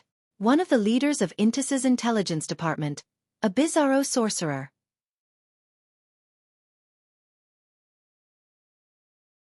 Chapter 1027 to say after Konas Kilgore realized which beyonder pathway his enemy belonged to, all the Gairman sparrows in the garden, vineyard, and main building raised their left hand. They curled their middle finger, ring finger, and pinky, extending their index finger and thumb, making them take on the simple shape of a gun.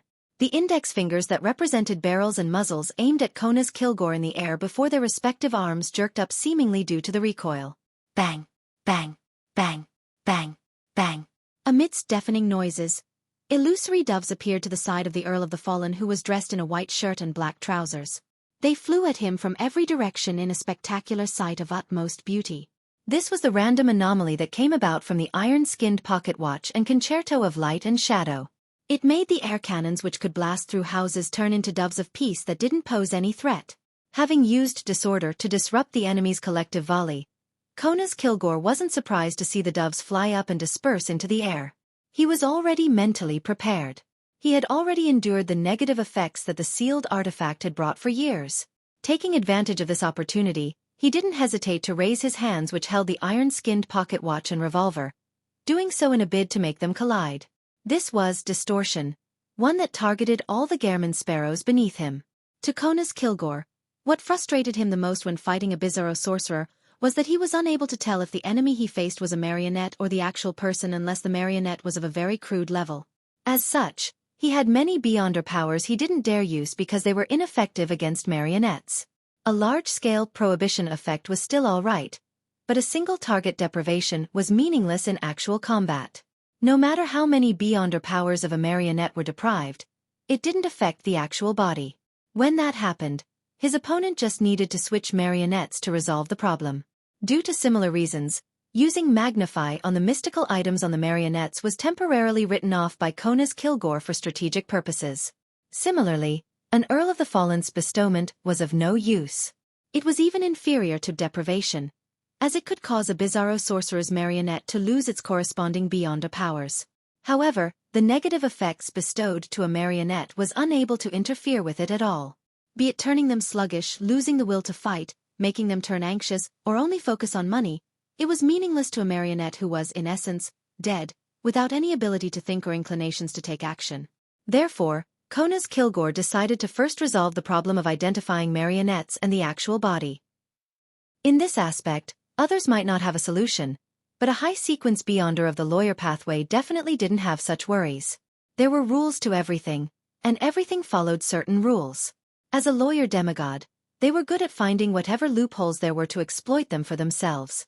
Together with his combat experience fighting other bizarro sorcerers, and how he had seriously considered solutions for dealing with them during the aftermath, Konas Kilgore was quite certain that distortion could suppress his enemy.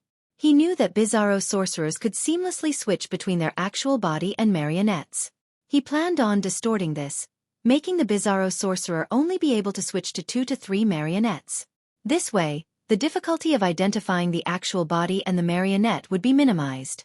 Of course, if it wasn't for the fact that distortion couldn't exceed certain limits, and area-oriented prohibition effects had reached its limit, Konas Kilgore definitely would have used a simpler method to deal with his opponent, such as forcing the bizarro sorcerer to only be able to swap with one marionette, or he would prohibit swapping with marionettes.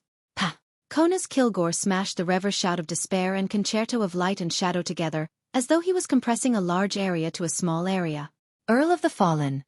Distortion. Silently, he produced a red glow with a deep shadow in his hand. It appeared as though he was offering it to the Gairman sparrows in the garden, vineyard, and main building. As for the thick and thin, normal, or terrifying crazy adventurers, none of them experienced any abnormalities.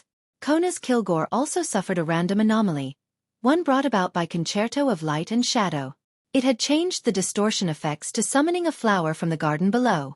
And at that moment, the air cannons that had turned into illusory doves continued. At that moment, the battle between two demigods turned ludicrous, comical, and funny. Of course, be it Gehrman's Sparrow or Kona's Kilgore, none of them thought that was the case, especially the latter. He once again felt a familiar sense of helplessness. He didn't hesitate as he slammed his palms together again, completing the distortion. He wanted to rely on quantity to resist the random anomaly effect. However, Gehrman's Sparrow wasn't a dead person who would abide by the etiquette of turn-based combat. The large swath of crazy adventurers either raised their hands in firing stances or used a death knell with questionable authenticity, aiming at the Earl of the Fallen in midair. Meanwhile, Kona's Kilgore's heart stirred. He turned his head slightly to look up and saw that a figure had appeared once again inside the gigantic crimson moon that hung above the black steeple.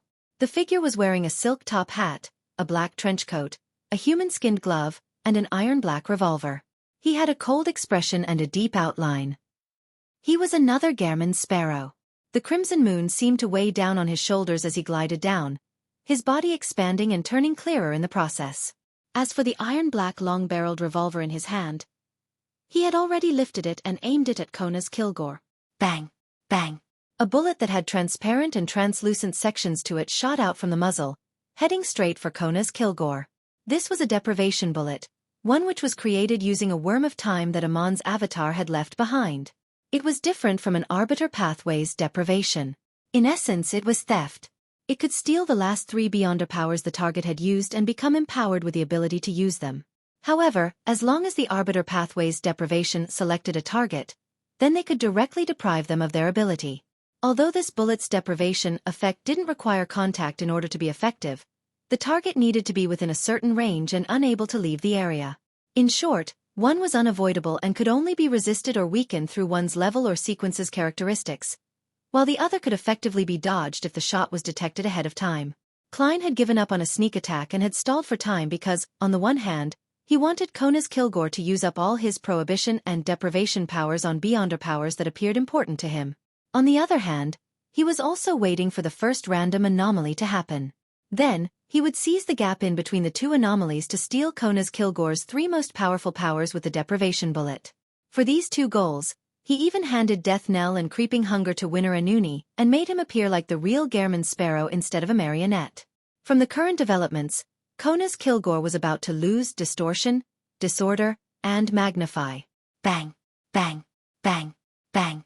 Bang! The Gehrman's Sparrows underneath collectively fired shots. Suddenly, the air cannons and the deprivation bullet exploded, turning into red, purple, yellow, or green fireworks. However, they were unable to illuminate the deep dark sky. Concerto of Light and Shadow had once again created a random anomaly. It had produced its effects several times in a row without any pauses or delays. Kona's Kilgore immediately smiled and slammed his hands together again. All of a sudden, the young men wearing silk top hats and black trench coats under the gigantic crimson moon's illumination turned gloomy. Only 2 maintained their previous states.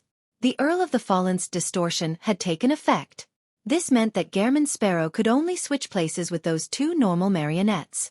Right on the heels of that, Kona's Kilgore didn't hesitate at all. He swung his arm and threw out the flower that was held together with the pocket watch out. The flower sped up and seemed to gain weight of unknown origins. Like an arrow, it shot towards one of the normal marionettes. This attack had been magnified and also came with the effects of bribe, weaken. Boom! The flower was like a cannon that crashed heavily into the ground, causing a violent quake. The surging waves it stirred up threw up the ordinary and unordinary humans in the vicinity, tearing or severely injuring them. The 2 marionettes which Gehrman's Sparrow could swap with had been reduced to pieces of meat. Kona's Kilgore maintained his calm.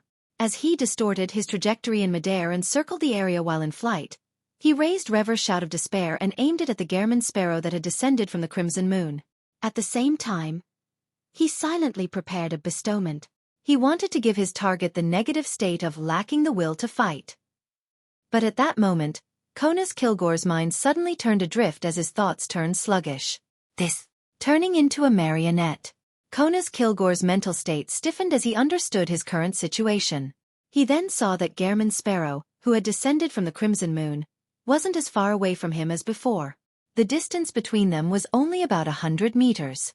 He had unknowingly entered the range where spirit body threads could be controlled. He had stayed there for at least 3 seconds without realizing it. Deceit. A deceit bullet made from Amon's avatar. When Klein, who was actually Winner Anuni, had pulled the trigger, he hadn't only fired a deprivation bullet, but had actually fired twice. This was to prevent any random anomalies from happening. With an anomaly having happened once, even if another anomaly were to happen, only one of the 2 bullets that had been fired in intervals that were slightly spaced apart would be affected. After all, it was an intermittent random anomaly. It was possible to have it happen 2 to 3 times consecutively, but 4 or 5 consecutive occurrences were rare. Therefore, by attacking numerous times, there would be at least 1 or more instances that wouldn't suffer an anomaly. Just now, the firing of the second deceit bullet had been concealed by the collective volley from the marionettes. This was also why Klein made Winner Anuni use Death Knell. It was to rely on his luck. Finally, he successfully deceived Kona's Kilgore and allowed Winner Anuni to secretly enter a safe distance of 150 meters from him and begin controlling his spirit body threads and obtained initial control. The moment this began, it meant that the Beyonder power was taking effect. Since there weren't any anomalies, it meant that there wouldn't be any more.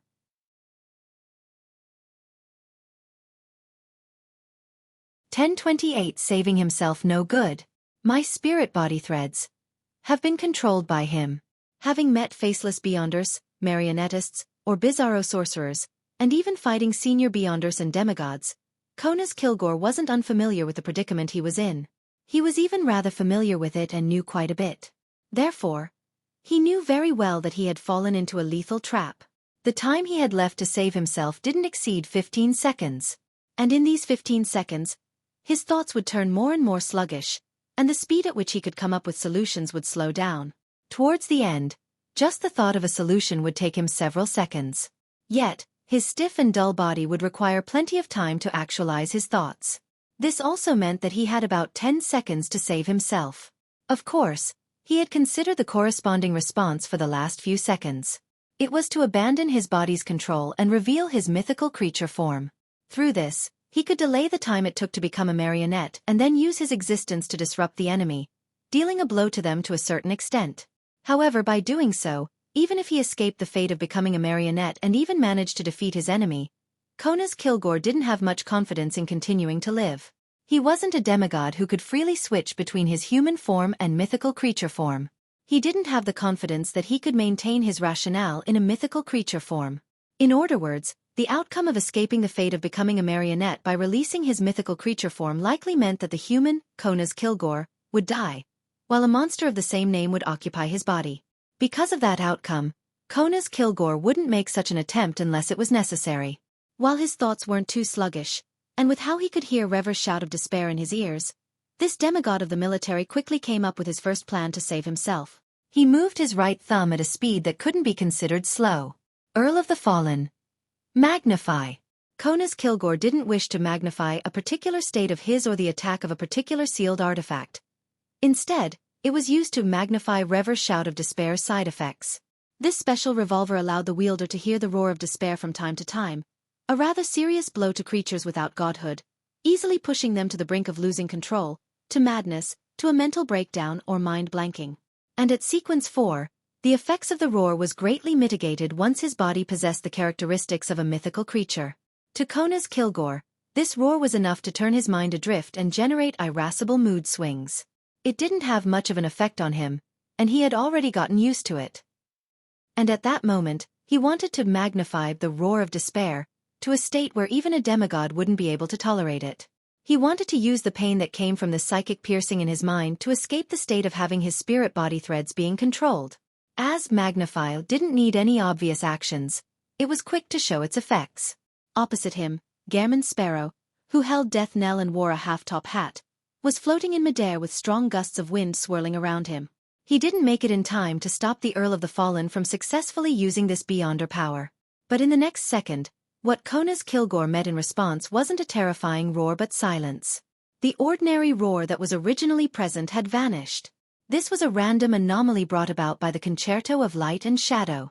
Seriously. How unlucky. Kona's Kilgore's thoughts slowly flashed past his mind. He didn't have the luxury of time to feel disheartened as he immediately made a second attempt. He raised his right hand in an unsteady manner, aiming Rever's shout of despair at Gehrman Sparrow, who stood 150 meters from him and was about to pull the trigger. At the same moment, the strong winds that blew at his right hand suddenly disintegrated in an inward fashion, turning into scattered eddies. Earl of the Fallen. Disorder. Konas had used this to withstand Gehrman Sparrow's interference. Following that, there was a series of thumping sounds. Like a machine gun, Rever's shout of despair spewed out dangerous bullets without stopping. Gehrman Sparrow's black trenchcoat covered body jerked repeatedly, but he wasn't hit. The bullets grazed his outline and flew into the distance, shattering the windows and walls, causing one of the buildings to collapse in silence. Bang, bang, bang, bang, bang. The subsequent bullet storm continued their barrage, and finally, Gehrman Sparrow was struck repeatedly. Amidst splattering blood, Gehrman Sparrow kept struggling and shaking in the strong gust of winds like a paper figurine, looking as though he was about to tear apart at any moment. Bang, bang, bang. The strange revolver finally stopped its roar. And apart from his head, Gehrman Sparrow was riddled with nasty gaping holes. Typically speaking, this was definitely a state that only the dead had. However, Gehrman Sparrow continued controlling the spirit body threads as though he was unaffected. The ridiculous wounds on his body slowly but resolutely healed. This was the effect of Flower of Blood. This Gehrman Sparrow was actually a Noonie. The reason why he didn't die in that storm-like attack was because he had released all his accumulated luck. It was also because Kona's Kilgore was sufficiently unlucky, and the roar of despair that the bullets brought forth was nothing to a marionette. Seeing that the violent attack failed to achieve the desired effect and that the amount of time he had left to save himself dwindled, Kona's Kilgore followed his thought-out plan and slowly relaxed his 5 left fingers without any thought. The iron-skinned pocket watch left his palm and dropped to the ground. At such a critical moment, Kona's Kilgore decisively gave up the concerto of light and shadow, and made it stay far away from the battlefield so as to avoid the effects of its random anomalies. Next, he might only have 1 or 2 chances to save himself. If another anomaly were to happen, the outcome was irreversible. The sealed artifact, which was a mixture of half-order and disorder, quickly plummeted to the ground. Kona's Kilgore moved his fingers with great difficulty as he faced Gehrman Sparrow, whose wounds were quickly healing. He originally had 2 choices. One was to use the third method he had originally thought of to save himself, an action that only required a mere thought. The other was to magnify his enemy's injuries and make him die on the spot. However, when Kona's Kilgore was still able to think relatively quickly, he didn't expect Gehrman Sparrow to not die after suffering so many gunshots. Even his control over the spirit body threads wasn't affected. There was no subsequent follow-up to this plan. And at this moment, his brain was already like a sluggish mush. He had no way of thinking too much. He didn't wish to waste any more time as he followed his plans. Whoosh! Around Gehrman Sparrow, who wore a transparent glove and iron-black revolver, the strong gusts of winds that held him up suddenly intensified and sent him flying up high. Whoosh! With the help of the strong winds, Gehrman Sparrow raced to the pitch-black sky under the watch of the gigantic crimson moon. Earl of the Fallen. Magnify. The strong winds that helped Gehrman Sparrow fly had been magnified into a hurricane. This way, the distance between him and Kona's Kilgore would stretch beyond 150 meters. That would terminate the process of turning the latter into a marionette. Seeing his goal achieved, Kona's Kilgore, who had yet to regain his freedom, had his expression turn complicated bit by bit. The hurricane rapidly expanded and swept over to him, engulfing him and throwing him high into the sky. It made it impossible for the distance between him and Gehrman Sparrow to open up. He was truly unlucky. Under the night sky, amidst the moonlight, the 2 figures became smaller. Soon, the hurricane returned to normal as their momentum slowly diminished. Seizing this opportunity, Kona's Kilgore's nearly frozen mind had another idea. Stop. He stopped maintaining his power of flight and used gravity to plummet down like a meteor, doing so in order to rapidly open up a distance from Gehrman Sparrow. Then, he ignored Gehrman Sparrow's ability to control the wind and pursue him. He slowly pulled his left arm in front of his body like it was filled with rust. It was the action of closing a door. He wanted to use an Earl of the Fallen's distortion to create a wall-like seal in the air, putting an obstacle between Gehrman Sparrow and him, so that he couldn't carry out his pursuit. At that moment, the marionettes, the Gehrman Sparrows who were still alive underneath him, raised their left arms and made the gesture of firing a gun. Bang, bang, bang, bang, bang. Bullets shot out, enveloping Kona's Kilgore in midair. After the shockwaves dispersed, Kona's Kilgore was covered with several bloody holes. Due to the pain and the jolting of his body from the first few bullets striking him, he had finally snapped out of the state of having his spirit body threads being controlled. The speed of his thoughts rapidly recovered. Following that, he disordered the subsequent volley at the critical moment and distorted his injuries, preventing himself from dying. All he suffered were serious injuries. And Gehrman Sparrow, who had many mystical items and was swooping down from above, he was obstructed by the invisible wall. He failed to catch up. With another distortion, Kona's Kilgore's descent speed slowed down as he gently landed on the ground. Before he could do anything else, his body froze again as he stood stiffly on the spot. He felt that his hands and feet were resisting him and not listening to his commands. He felt that there was an unfamiliar object hiding in his body. Then, he saw a figure walk out of Mager Manor's master bedroom under the gigantic crimson moon's illumination and stand on the balcony. He had black hair and brown eyes, wearing a silk top hat and a black trench coat. His facial features were pronounced, and he was another Gehrman Sparrow. This Gehrman Sparrow's right hand had the gesture of firing a gun. He then pulled back his hand and blew at it. That was Klein himself. What he shot out wasn't an air bullet but a parasite bullet delivered with an air bullet's might. It was a parasite bullet created from a worm of time that Amon's avatar had left behind. It could create a worm of time that couldn't live too long, allowing it to parasitize the target and be controlled by the user. Klein had deliberately taken out the bullet and held it in his hand, specifically to wait for this opportunity. He was waiting for Kona's Kilgore to throw away Concerto of Light and Shadow, and not have the ability to dodge or use distortion. The former was predictable when the Earl of the Fallen's spirit body threads reached the state of initially being control. This was because he couldn't allow the random anomalies to influence his attempts to save himself, and the latter was all about patience. Just moments ago, his patience had paid off. A chance appeared. Klein was the first to raise his hand and shoot. Without the random anomalies affecting the outcome, he had accurately shot a parasite bullet into Kona's Kilgore's body. If the thing that had previously taken effect wasn't a deceit bullet but a deprivation bullet, then the strategy would be different. Briefly unable to control his body, Kona's Kilgore looked at the Gehrman Sparrow on the balcony remove his top hat, press his hand to his chest, and bow slightly at him under the gigantic crimson moon. As Gehrman Sparrow's trench coat fluttered, his thoughts had turned sluggish.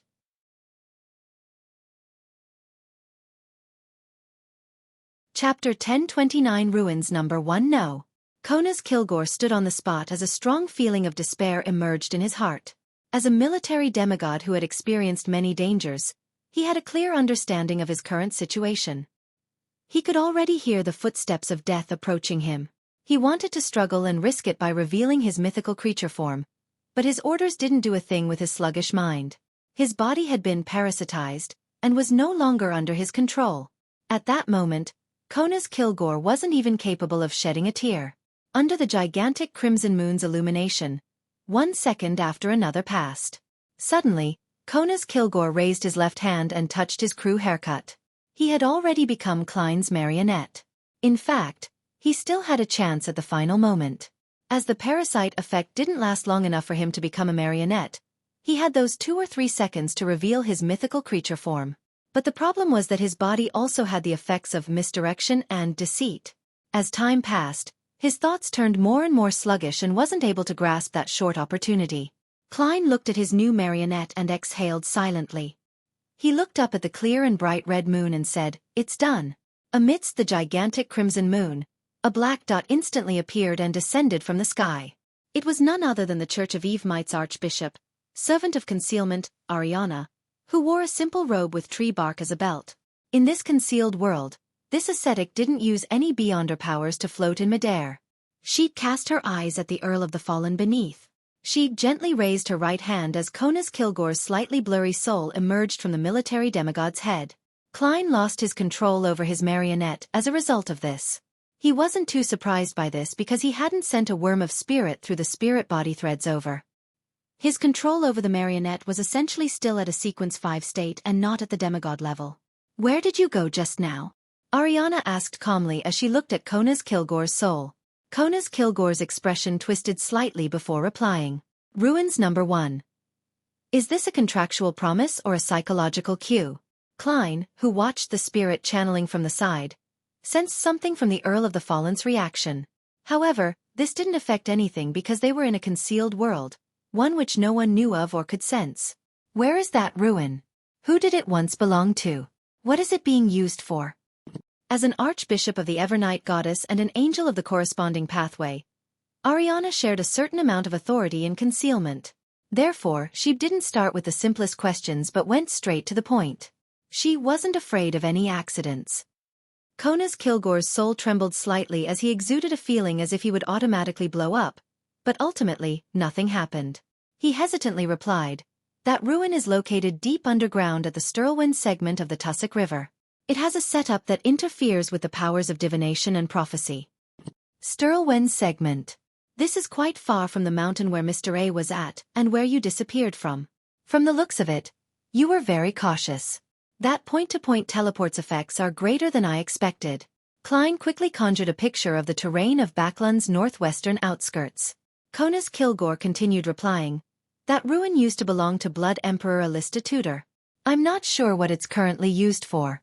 I'm unable to enter the depths of the ruins and am only in charge of sending in people and materials acquired via various means." The name Blood Emperor Alista Tudor made Ariana fall silent. About 3 seconds later, she asked, "What materials did you acquire?"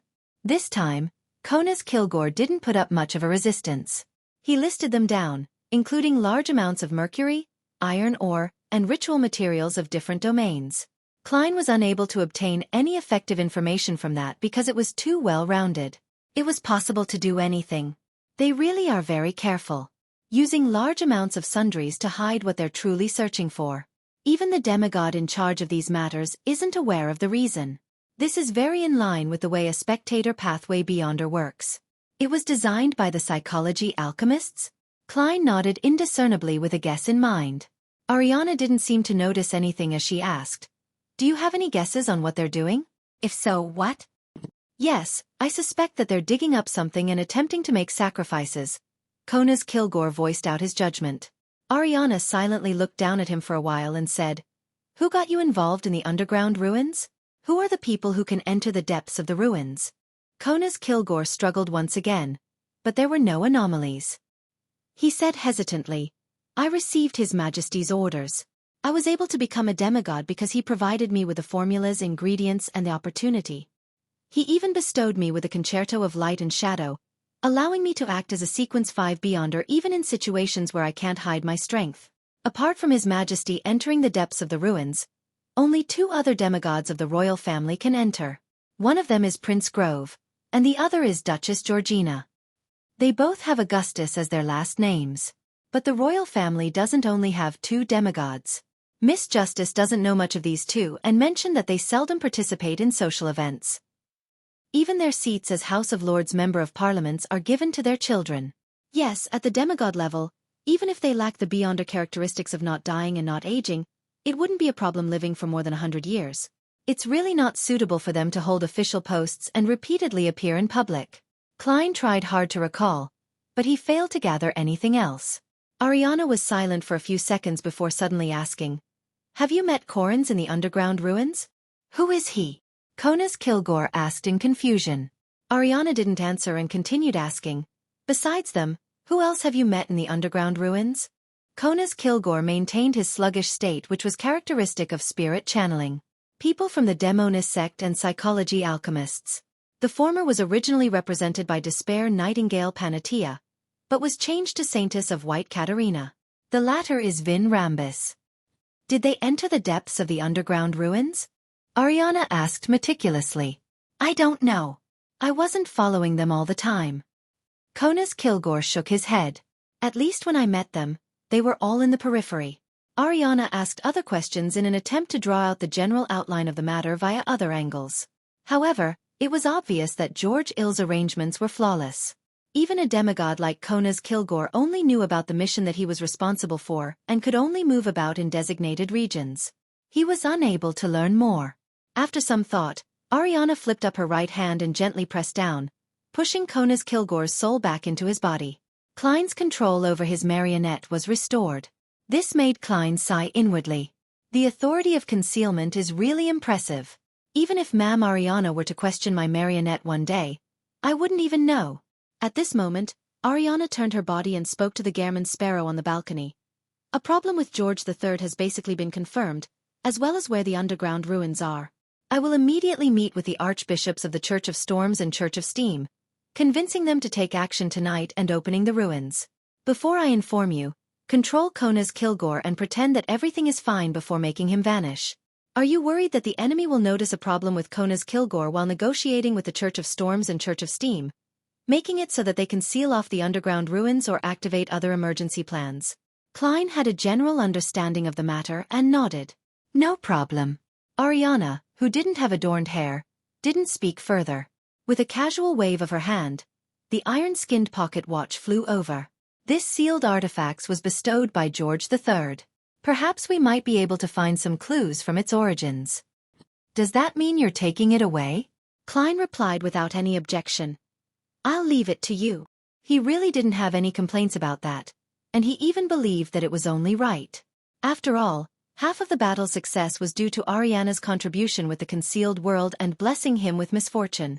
In the event that she didn't take the Concerto of Light and Shadow, Klein would mention it. When it came to matters like this, he was always just.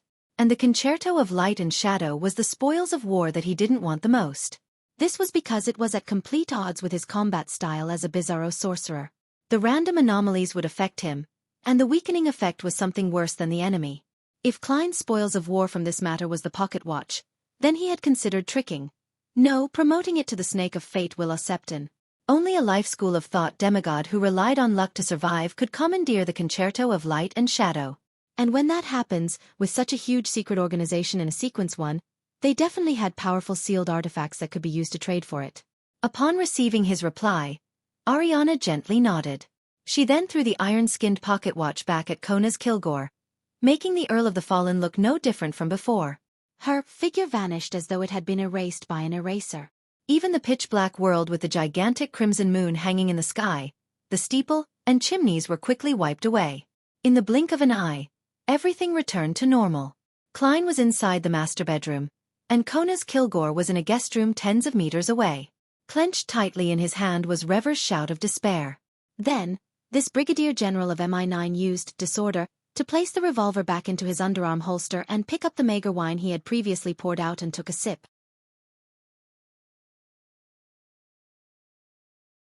Chapter 1030 Joint Operations Backlund, North Borough, St. Samuel Cathedral. The Cardinal of the Church of Storms, Archbishop of the Backlund Diocese, deep blue officiant Randall Valentinus descended amidst the wind, landing inside the steeple with a huge clock to the left. He donned a black robe with the storm symbol and had thick facial hair. His hair was short and stood up, colored in a dark blue that was almost black. This muscular demigod cast his gaze to the other side and said to the figure who was already waiting there, "Horimic, do you know what happened? Why did Anthony suddenly invite us over here?" The person he spoke to was dressed in a white priest robe and a clergyman's bonnet. He had a genial and mild expression, and he was none other than the Church of Steam's Divine Council member, Archbishop of the Backlund Diocese, the demigod Horimic Haydn. Upon hearing Randall's question, Horimic calmly replied, "I didn't arrive here much earlier than you. In fact, I only left the laboratory for a few minutes." He wasn't only a clergyman but also a famous scientist. He was an emeritus professor at Backlund University's physics department.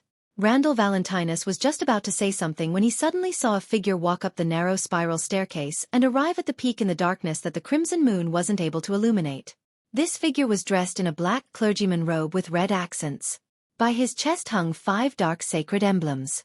He was clean-shaven, and his eyes were deep, dark and tranquil.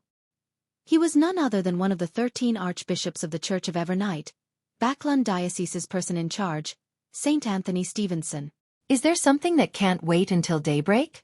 Or do people from the Church of Evernight enjoy discussing matters at night?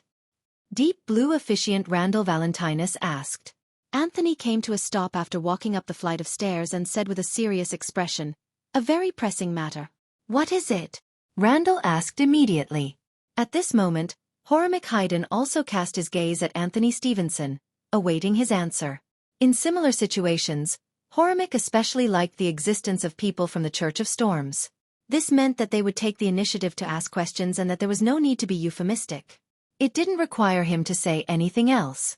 Anthony looked at them separately and said, "It's related to the royal family. I'll let Ma'am Ariana do the honors." Just as he said that, a barefoot, bun-haired female figure in a simple robe with tree bark for a belt quickly outlined itself out of the shadows. Upon seeing this figure, Randall and Horimic immediately bowed. "Good evening, Ma'am Ariana." Their expressions turned solemn at the same time, for they had a deep understanding of how important and crucial the matter that was happening tonight was. It was definitely not a small matter for a grounded angel to appear. Meanwhile, they couldn't help but be roused up. They realized that they had no idea when this matron of the Evernight cloister, the servant of concealment, Ma'am Ariana, had arrived in Backland. Under normal circumstances, the three churches, the royal family, and the military enjoyed a certain degree of tacit cooperation. Grounded angels and Grade O sealed artifacts wouldn't appear in Backland. "Good evening, archbishops," Ariana answered without any signs of haughtiness. She then raised her right hand and grasped onto thin air. A faint light was emitted as it transformed into a scene along with the darkness. It was the entire conversation between Ariana and Konas Kilgore. This secret that appeared to have been kept for quite some time had finally presented itself before others. As they watched, Deep Blue officiant Randall Valentinus couldn't help but say, he actually advanced to Sequence 4 and became a demigod. This archbishop knew Konas Kilgore. He originally believed that this deputy director of MI9 was only a Sequence 5 and had relied on a sealed artifact with severe negative effects to obtain combat strength at the demigod level. He never expected it to be a disguise. The Church of Storm's influence on the military was greater than the two major churches. No one answered Randall. After the secret was fully revealed, Horimic said, "One involves a secret ruin of the Blood Emperor, and with large numbers of people sent in. These 2 points put together cannot be anything good." "Indeed." Randall nodded in agreement. "Let's head to the ruins now." Ariana looked around and calmly said, "This involves the royal family and the king. It's best if you seek permission from your own Holy See." In this angel's choice of words, the Holy See referred to their respective churches' headquarters, the core seat of power of the church. "All right," the two archbishops replied without any hesitation. After a while, Deep Blue officiant Randall Valentinus and Horimic Haydn received feedback from the sealed artifacts they carried. Together with Anthony Stevenson and Ariana, they headed for the Blood Emperor ruins that Konas Kilgore had previously entered. Ariana then took out an iron-black coat of arms with complicated symbols, and she tried to activate it. She didn't make any disguise attempt, and she stood there calmly as though she wasn't worried that the guards in the ruins would recognize her. Seeing this servant of concealment's actions, Horimic seemed to be in thought. Randall wore a look of calm and didn't believe that it posed any problems. In the underground ruins, on a strange metal pedestal, a ghostly blue beam soared up and formed a door. 4 black armored guards immediately observed the situation outside through the ghostly blue beam, and planned on using a predetermined method to confirm if the person who had summoned the door of teleportation was disguised, so as to decide whether the door was to be opened. However, they didn't see anything. The area outside was empty. Just as they felt intense unease and confusion, a figure quickly outlined itself behind them. It was none other than the leader of the Church of Evernight Ascetics, Ariana, who wore a patched robe. In the blink of an eye, the 4 guards fell into a deep sleep. Anthony, Randall, and Horimic entered the underground ruins one after another. They didn't directly follow the path down. Instead, they passed through the hall, floating in midair as they overlooked everything. This was a world ruled by darkness. Small amounts of light came from the strange moss growing in different spots, as well as the flaming torches that came from the human-sized buildings. With their illuminating light, even beyonders without night vision could grasp the overall appearance of the huge ruin. On one side was a gray rock wall. It extended upwards without an end, and it seemed to be connected to the ground. On the other side, there was a bottomless dark valley as if it were the abyss where devils lived.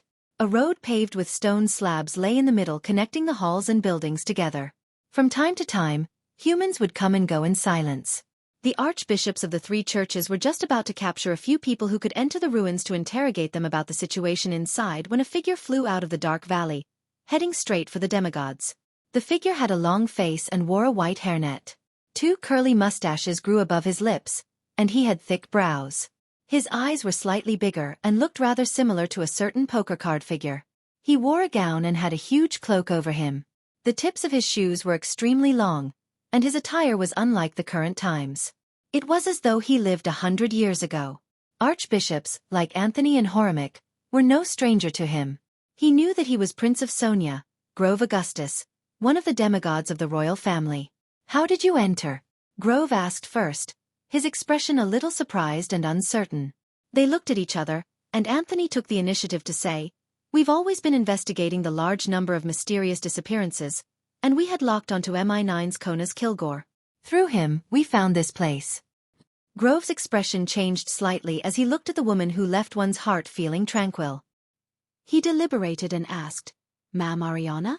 "Yes, I was in charge of the disappearance case," Ariana answered succinctly. Prince Grove smiled bitterly. "We were too greedy. After discovering this ruin, we only thought of digging and retrieving the items inside. To keep it a secret, we even had certain connections with the Demonist sect. Through the people they gathered, we built a passageway and held certain rituals. No, it's not what you think.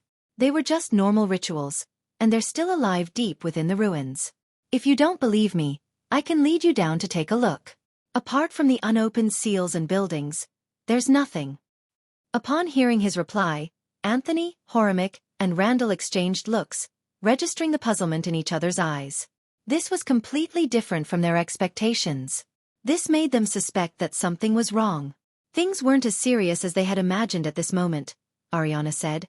"You even created the Great Smog." "No," Prince Grove shook his head again. "That was a lesson we learned from cooperating with the demonesses. They actually tried to control Edisac and used him to gain control over the kingdom. After it was seen through by us, they created the Great Smog. From that moment forth, we broke all contact with them." Having said that, he pointed below and frankly said, "How could we do such a thing just to secretly dig up the Blood Emperor's ruins? As long as you head deep down and closely examine it, you will understand what I mean." "Heh, don't worry. With Ma'am Ariana around, no traps will work. Besides, ignoring the fact that we lack such power, even if we were able to secretly bury you in the ruins, the churches will discover a problem. I don't believe that you didn't report this matter to your respective holy sees before coming. If you don't return in a while, they will definitely take the corresponding actions." Demigods like Randall and Anthony fell into thought as they cast their gazes at the simply dressed Ariana. Ariana calmly nodded. "Okay." The angel and 3 saints then entered the depths of the ruins under the guidance of Prince Grove. They discovered that there was a ruin hidden in the darkness, with no man having set foot there, as well as men and women who had been taught to form different rituals. Everything was orderly and serene. Ariana, Horimic, and the other demigods acted according to their own thoughts and separately investigated the different regions. They even left and went further to investigate, but they failed to discover anything. After receiving Ariana's notice, Klein changed Kona's Kilgore into a servant inside the manor, making the MI9 deputy director vanish. Then, he unhurriedly held a sacrificial ritual. He sent the items he received above the gray fog for further research, patiently awaiting daybreak.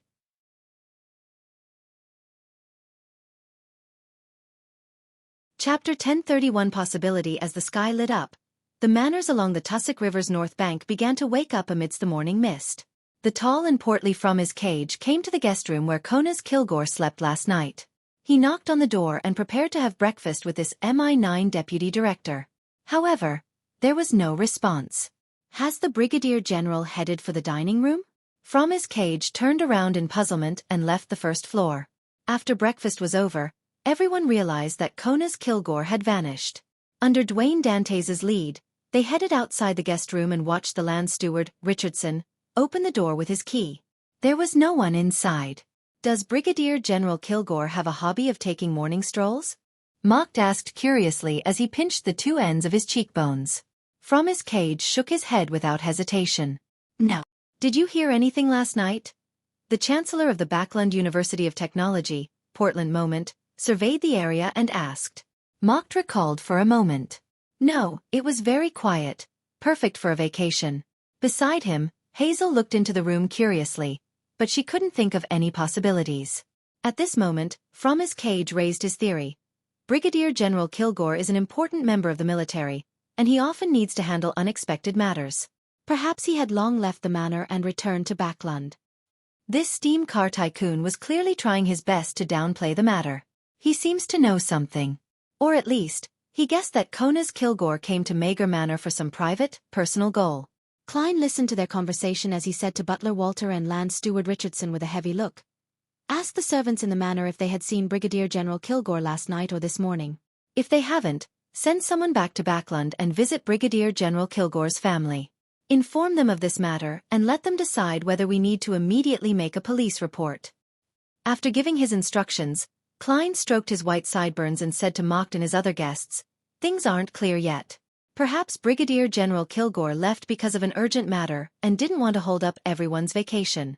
Let's do this. We'll continue with our hunting plans and return when the police arrive."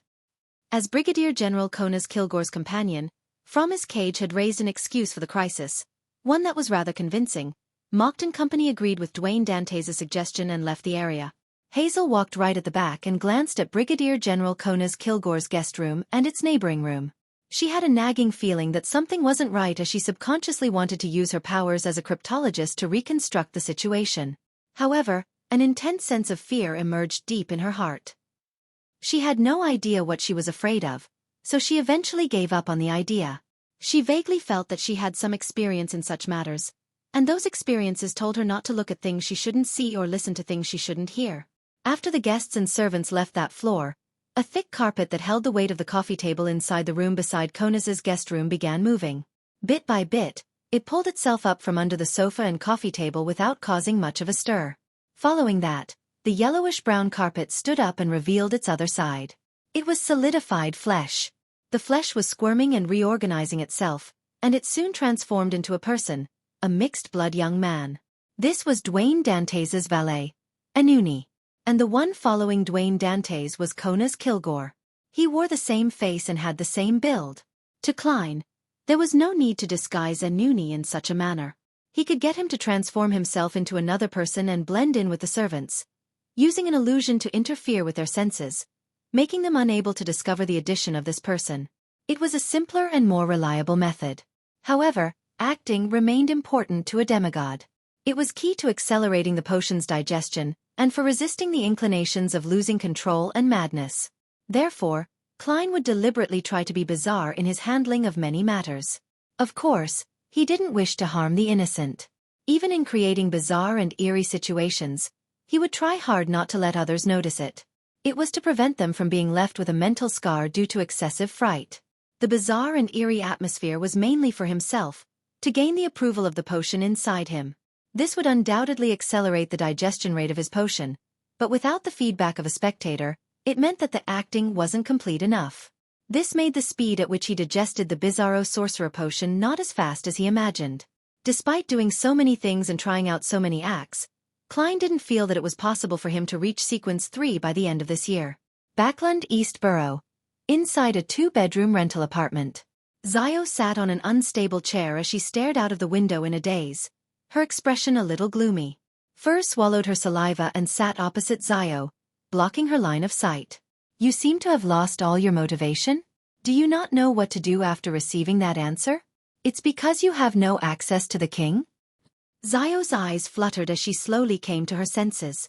"Whether it's to redeem my father's reputation or revenge, the chances are slim when facing the king. I can't think of a way to complete something like that. That's because you're too weak. When you reach Sequence 4 and become a demigod, you'll discover many solutions. The only problem is that it'll be more dangerous." Furs tried encouraging her. "In addition, you can still use others. Just like the person monitoring Charmaine."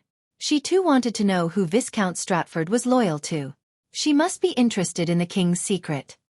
Charmaine. Zio repeated the name as her state of mind suddenly recovered. Beside them, there was a bronze cross and a ghostly blue gem that resembled a vertical eye on the table. The gem's exterior had thread-like patterns, the beyonder characteristic that appeared after Charmaine's death. It made the things around it appear mild, and it accentuated their beauty. However, with the bronze cross around, its glow was confined to a small area. "That monitor is one of the culprits behind Charmaine's death," Zio said rather seriously. They had already found a spot to bury Charmaine, and Furs had flipped through Lamino's travels to placate the dead Charmaine. Furs immediately nodded. "Yes, it's why she was instigated to investigate the king's secret and come into contact with the latent danger. Didn't you say that she might be able to monitor where we used to live? We can find an opportunity to return incognito, throw a letter into the mailbox, and write that Viscount Stratford is loyal to King George III and that he has a huge secret. This way, I believe she will be able to see it. Zio thought carefully and nodded solemnly. Okay. After discussing what they were about to do next, Furs stood up and pointed at the bronze cross. It's time for us to show our sincerity to Mr. Fool for all the help we received. I plan on sacrificing it to Mr. Fool now. You don't have any objections, right? No, Zio replied without hesitation. Mager manner. It was another evening. The news sent back by Kona's Kilgore's family was to wait, since this MI9 deputy director often acted in such ways, involving himself in matters of national security. Therefore, Mocked and company didn't panic. They made use of the animals they hunted and roasted them over a bonfire at a party on the lawn behind the manor. Seeing the gentlemen roll up their sleeves and busy themselves around the roasting rack, the ladies heading over to help from time to time, and the children running around eagerly, Klein held a cup of sweet white wine, a fine product of Mager manner, and sat on a white wooden chair, a smile suffusing his lips. Beside him was his mixed-blood valet, Anuni, who stood upright while awaiting instructions. And inside a particular room in the manor's main building, a pair of eyes were silently looking down. It belonged to a person who looked identical to Anuni. The evening breeze blew past. Just as Klein was about to get up and showcase what it meant to roast meat from Desi at the roasting rack, he suddenly saw a figure phase into existence in front of him. It was Ariana, who wore a simple robe and tree bark as a belt. This servant of concealment looked at Dwayne Dantes and said, there was nothing special in the underground ruins. She then recounted the main points of what she and the 3 archbishops saw, as well as the explanation given by Prince of Sonia, Grove Augustus. That doesn't make sense. The first thought that appeared in Klein's mind was suspicion. As Viscount Stratford had Saintess of White Katerina provide him with assistance, this clearly meant that the king's faction hadn't completely severed ties with the Demonist sect. Under the premise that the Great Smog of Backlund had already happened, their continued relationship with the Demonist sect meant that it wasn't something that could be explained as hoping to keep the Blood Emperor's ruins for themselves with such in-depth cooperation. Would the Demonist sect and psychology alchemists not wish to split the spoils? In that case, why wouldn't they directly seek the help of the 3 churches? Klein instinctively believed that the problem with the ruins hadn't truly been discovered. He suspected that there had been a leak during the entire process, allowing the king to make preparations. With Mam Ariana around, the possibility of discovering something amiss via the methods of divination and prophecy can be eliminated. From my killing of Kona's Kilgore to the 3 churches' joint operation, the number of people who know of it doesn't exceed 10.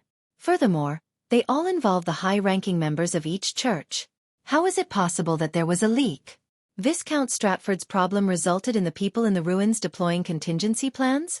No, his standing wasn't at that level. Even Kona's Kilgore didn't know the exact situation, much less him. He was only in charge of liaising with the Demonist sect and handling matters at the periphery. He might not even know of the underground ruins. Klein's thoughts raced as he sought the reasons. He first eliminated the possibility of them being prepared due to Viscount Stratford. After all, the death of the captain of the Royal Guards wasn't that important or crucial. As such, there were very few possibilities that could explain the situation. 1. A person who knew of the secret amidst this sequence of events had deliberately or unintentionally leaked the matter due to particular reasons. 2. They had noticed something wrong with Kona's Kilgore's seemingly ordinary state, but Klein didn't notice anything. The psychology alchemists are in cahoots as well. Could my thoughts be read and the secret revealed? But I have the gray fog augmenting me. No matter what, there will be some abnormality. It's just like when I faced that spectator demigod with Anderson. The psychology alchemists originated from something Hermes left behind. Hermes is. As he thought about it, Klein's eyes suddenly widened. He instinctively stopped himself from thinking deeper about it as he shot a look at Ariana and relaxed. He asked, "Is this place concealed?" "Very," Ariana replied calmly. People behind her came and went, but no one noticed her. Klein exhaled as he formulated his thoughts. Emperor Roselle once said in his diary that the members of that ancient secret organization are all important figures. Then, could it be possible that one of the high-ranking members of the 3 churches is a member of the Twilight Hermit Order? And could it be that the ruins which Ariana and the Archbishop saw wasn't the real one, but one imagined by Adam?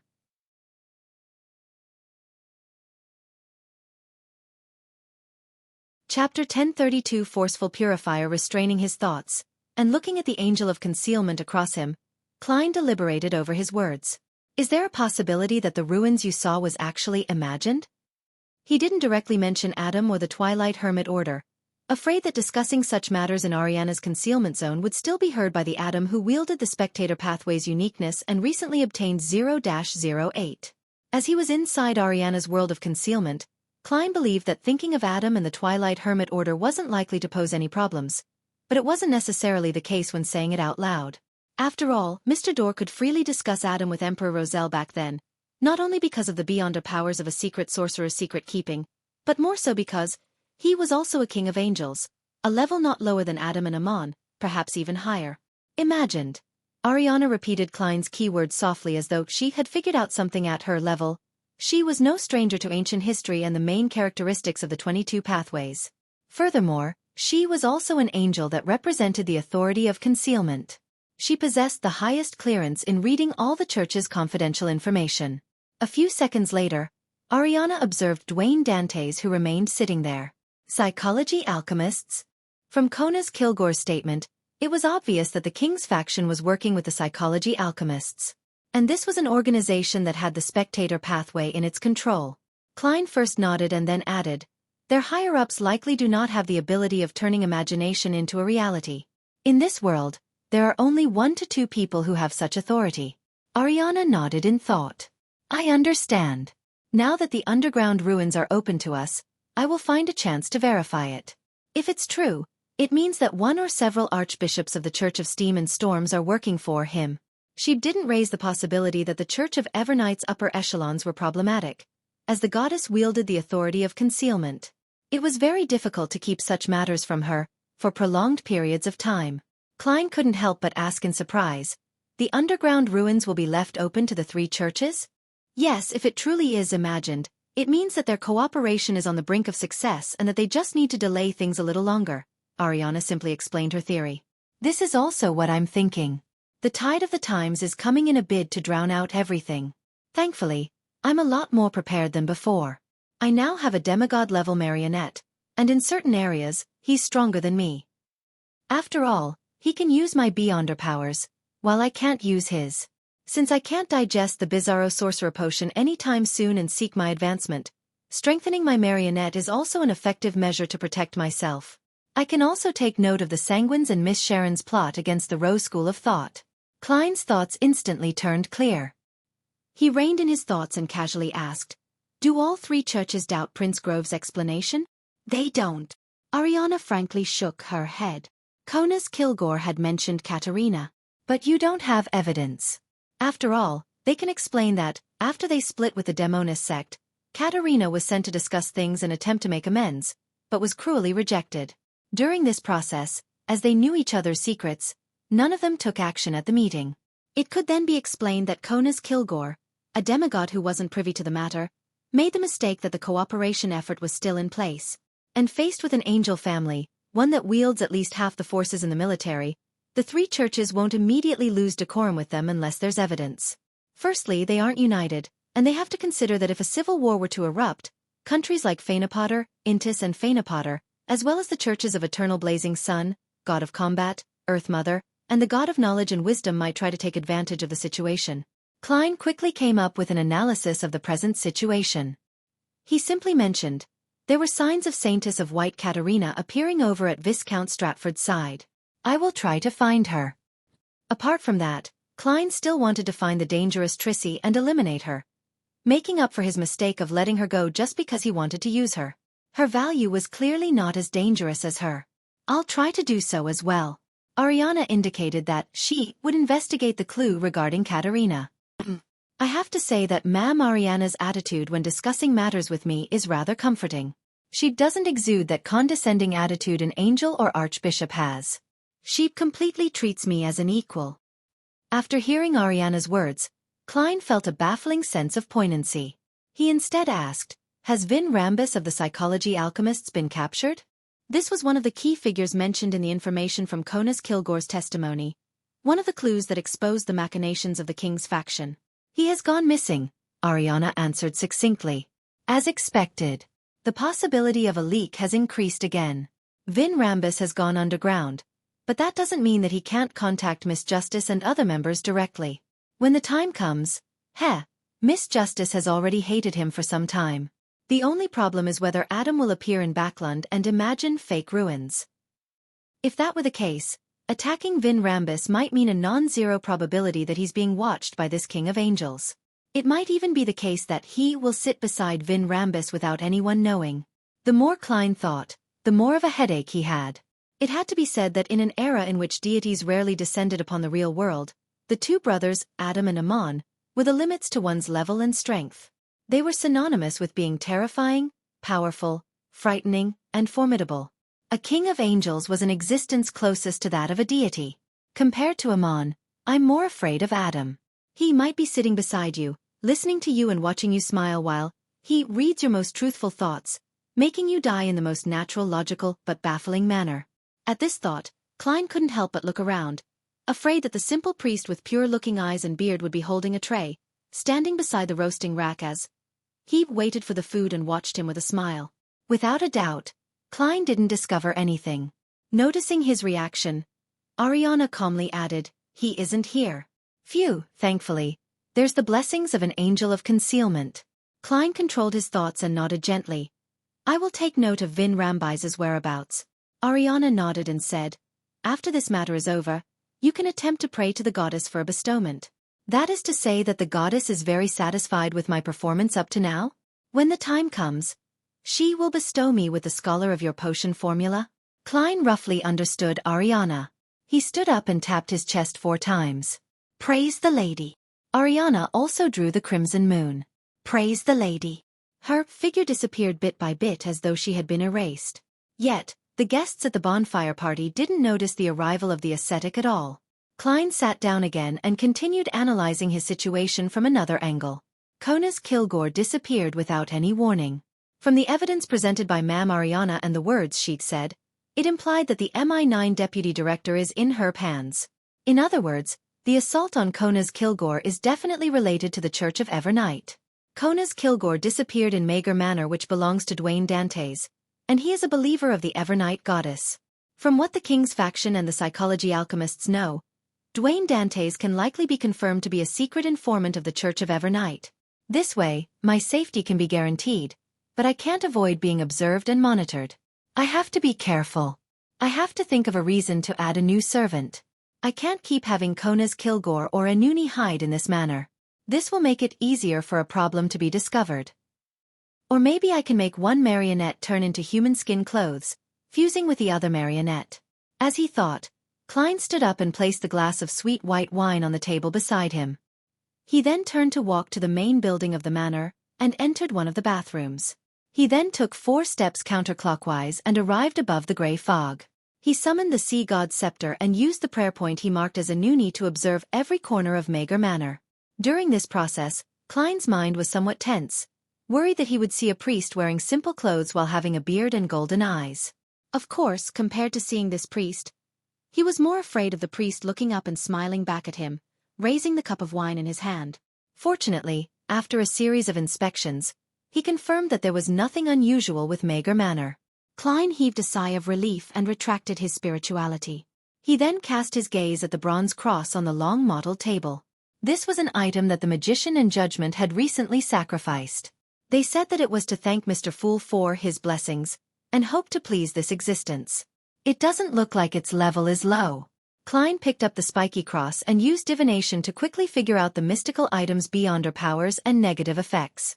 Both of them were one and the same. The bronze cross could cleanse powers of degeneration, corruption, corrosion, darkness, evil, ailments, and other domains, quickly causing them to dissipate until nothing was left. Due to this reason, this mystical item could also clear the mental corruption of beyonder characteristics. And it was precisely because of this potent purification that the bronze cross couldn't coexist with other mystical items or be in contact with other beyonder characteristics. It couldn't exist on the same person. Furthermore, it also repelled the wielder's beyonder characteristic, albeit not in a manner that was as obvious. Over the passage of time, it would slowly cause a beyonder's characteristic to seep out.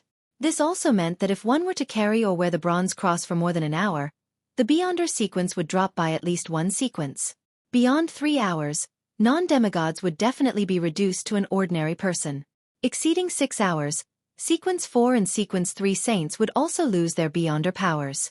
It was almost ineffective against angels because they've had the ability to shatter Beyonder characteristics. They've had extremely strong control over their source of power. It can be used to retrieve the characteristics of Beyonders who failed to advance without dying or from those who lost control. This cross's powers resemble the sun pathways unshadowed. Klein nodded thoughtfully.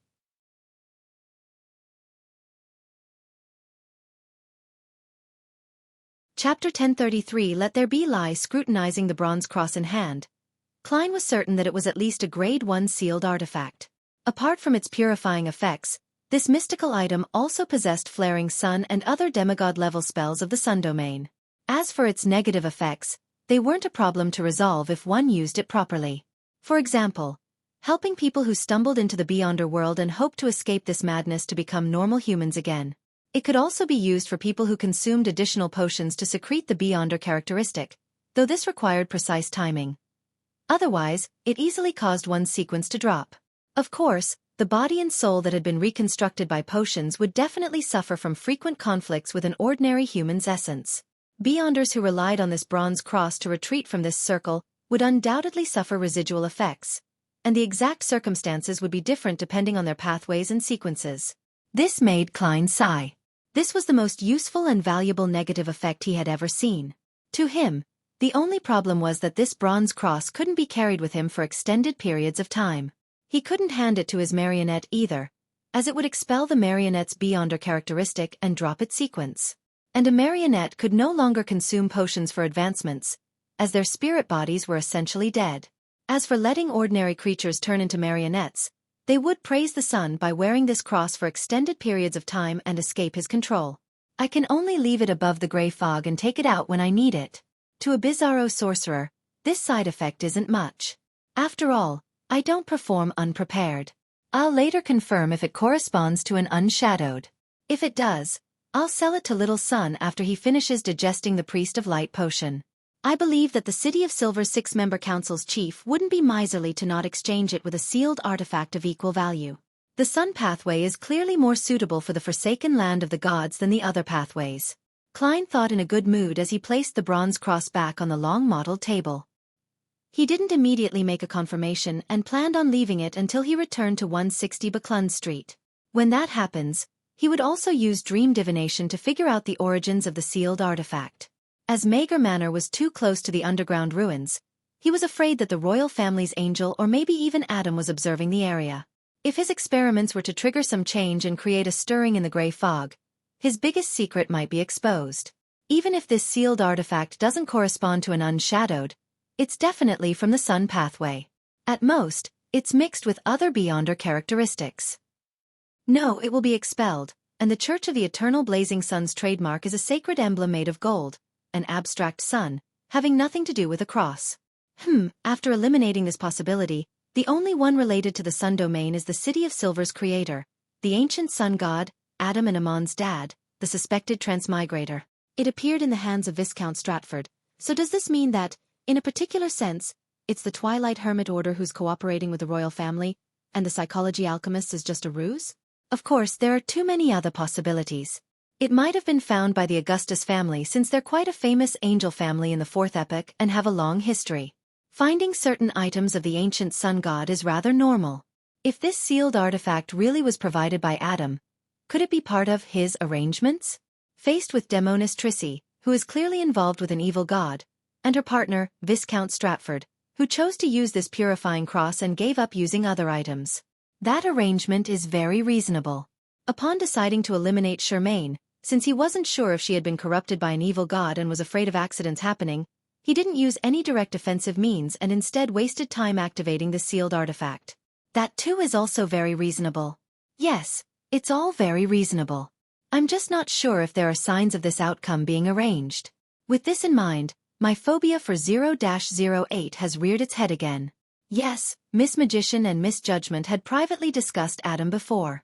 It involved matters regarding the forsaken land of the gods, the giant king's court, and king of angels. This, even if it was arranged by Adam, why does he want to give this item to them? Klein felt his scalp tingle as he thought about it. Composing himself, he decided to do further experiments after returning to Buckland Street. He didn't hesitate and immediately returned to the real world. As for the items on Kona's Kilgore, he relied solely on his divination powers without the Grey Fog's enhancements to gain an initial grasp on the situation.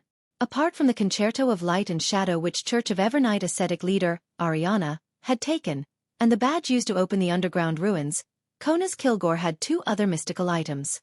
One of them was Rever's Shout of Despair which Rhodes had mentioned. It originated from a failed sacrifice and had two modes. One was an ordinary shot. Its might was slightly weaker than a clown's air cannon. The other was a machine gun sweep.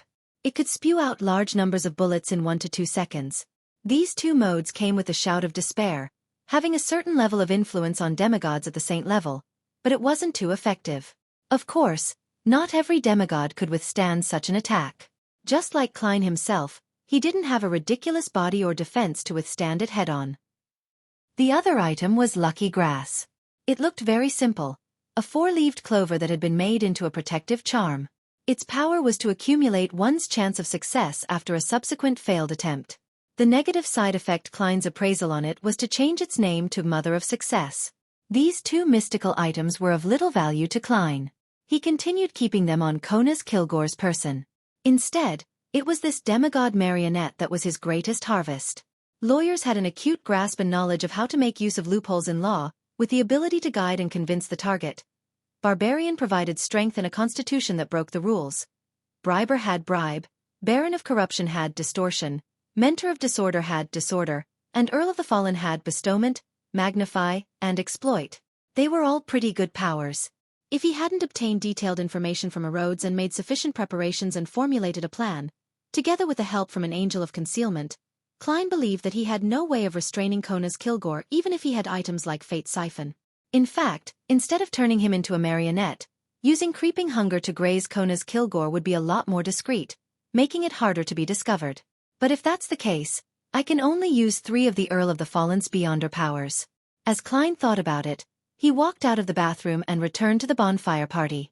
On the lawn, Mocht was standing in front of the roasting rack, trying hard to make East Balham-styled roasted meat while sweat dripped down his forehead.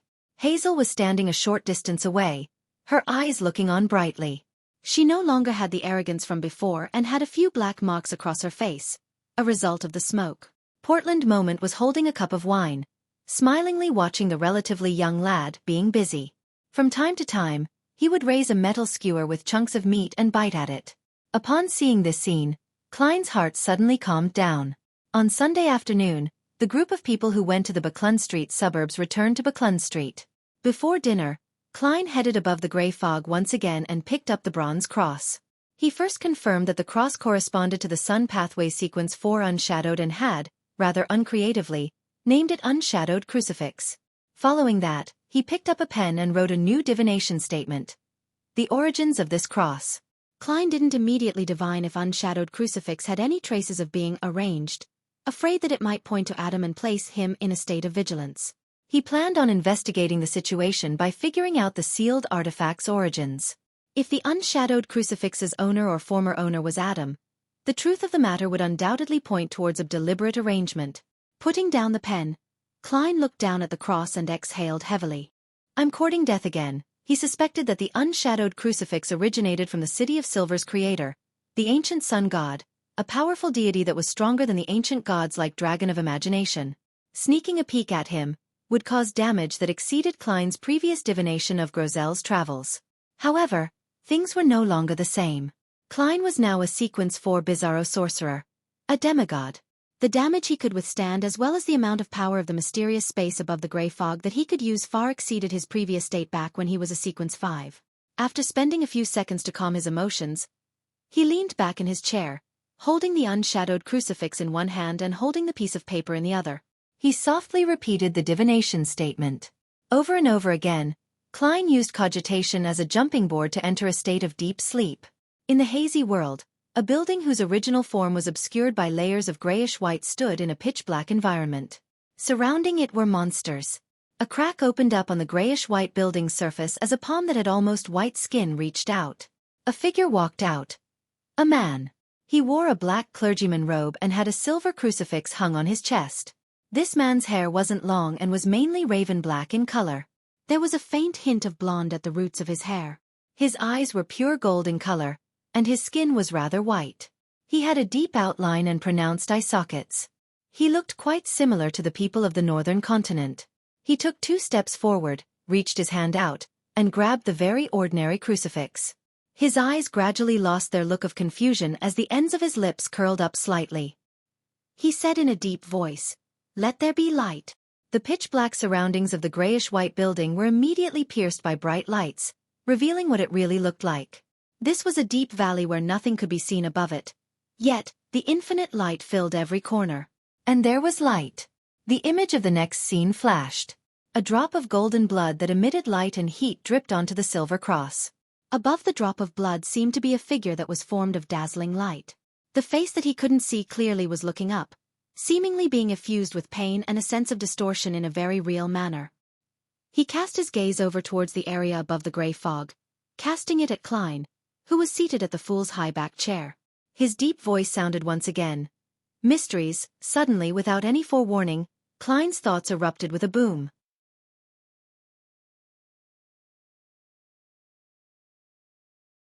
Chapter 1034 gains the boundless gray fog boiled as the ancient and majestic palace burned. The blazing flames condensed into a fiery blob, as though a blinding sun had risen out from this mysterious space. A howling hurricane flipped the long model table, snapping the thick stone columns and causing half the palace to collapse. Sitting at the fool's seat, Klein's brain was boiling before holes exploded out of it. Charred maggots then began crawling out of the cracks. He didn't die, and he had even very calmly reached out his right palm and tapped the armrest of the chair. Above the gray fog, this mysterious space quaked in an obvious manner. Waves of power surged out one after another, calming the hurricane and extinguishing the flames. The blazing sun evaporated, inch by inch. The thick stone pillars stood once more as the long-modeled table returned to its original state. The magnificent and holy palace appeared as though it had never collapsed or suffered any damage.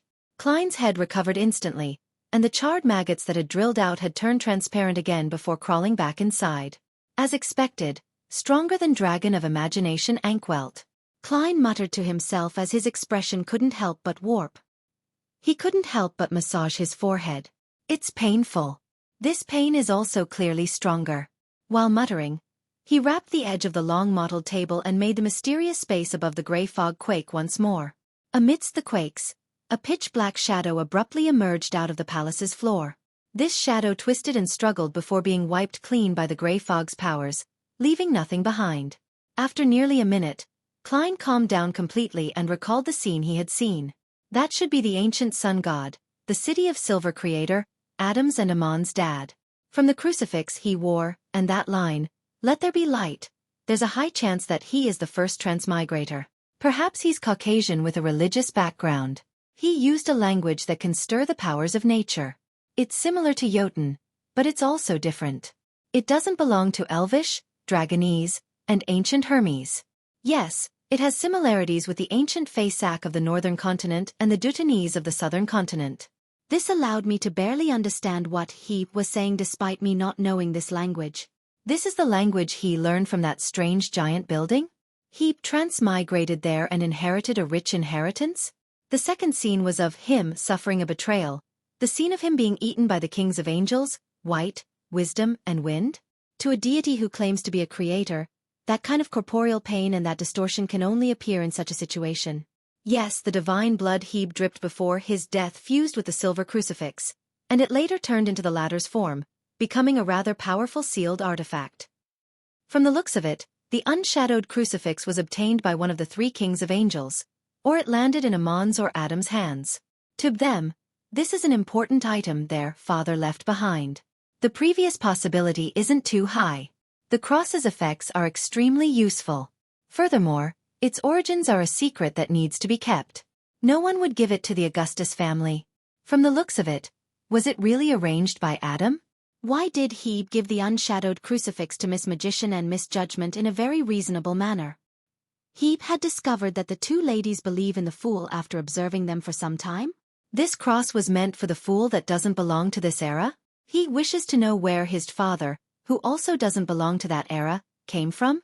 But the problem is, how does he plan on raising that question and obtaining an answer?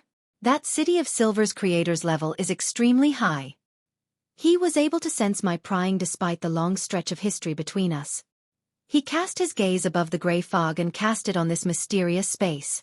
Furthermore, the influence he created not only openly caused destruction but also secretly invaded this place, creating a special shadow. It nearly lurked here. Hidden. Doesn't this mean that, once one obtains the authorities of several domains, a deity's level will also undergo a qualitative change? What does the uttering of mysteries mean? Is it pointing to me, or the original owner of this mysterious space? Questions flashed past Klein's mind, making him come up with several theories, but the final answer eluded him. Due to his fear of Adam, he believed that the best outcome for the unshadowed crucifix was to have the City of Silver's godlike sealed artifact shatter it and reform it into a pure beyonder characteristic. Reining in his thoughts and suppressing his questions, Klein conjured a new pen and paper and wrote down the knowledge he had learned from looking straight at the City of Silver creator. Sequence 4, Unshadowed Main Ingredients. 1 drop of the sun's divine blood, or 3 adult sun divine bird's feathers and a piece of holy brilliance rock. Supplementary ingredients. 60 milliliters of sun divine bird's blood, 30 milliliters of holy brilliance rock liquid, 7 drops of mutated fingered citron juice, 10 grams worth of powder of the heart of magma. Ritual. Extract the strongest emotions that one is most unwilling to abandon before consuming the potion. Inject these emotions back again during this process. Sequence 3. Justice Mentor. Sequence 4. Black Knight. Sequence 3. Trinity Templar. After doing all of this, Klein picked up the bronze cross again and observed it with a heavy expression. He then threw unshadowed crucifix into the junk pile and stirred the powers of the mysterious space above the gray fog to suppress it. He didn't wish to see the paper figurines he cut begin to praise the sun the next time he came.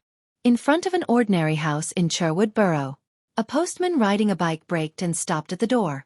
He then settled down his bike and took out a letter from his bag, glancing to check if the address was correct. It's here. For Zio. The postman briskly walked to the mailbox and threw the letter in. Following that, he didn't delay as he got on his bike and kicked off.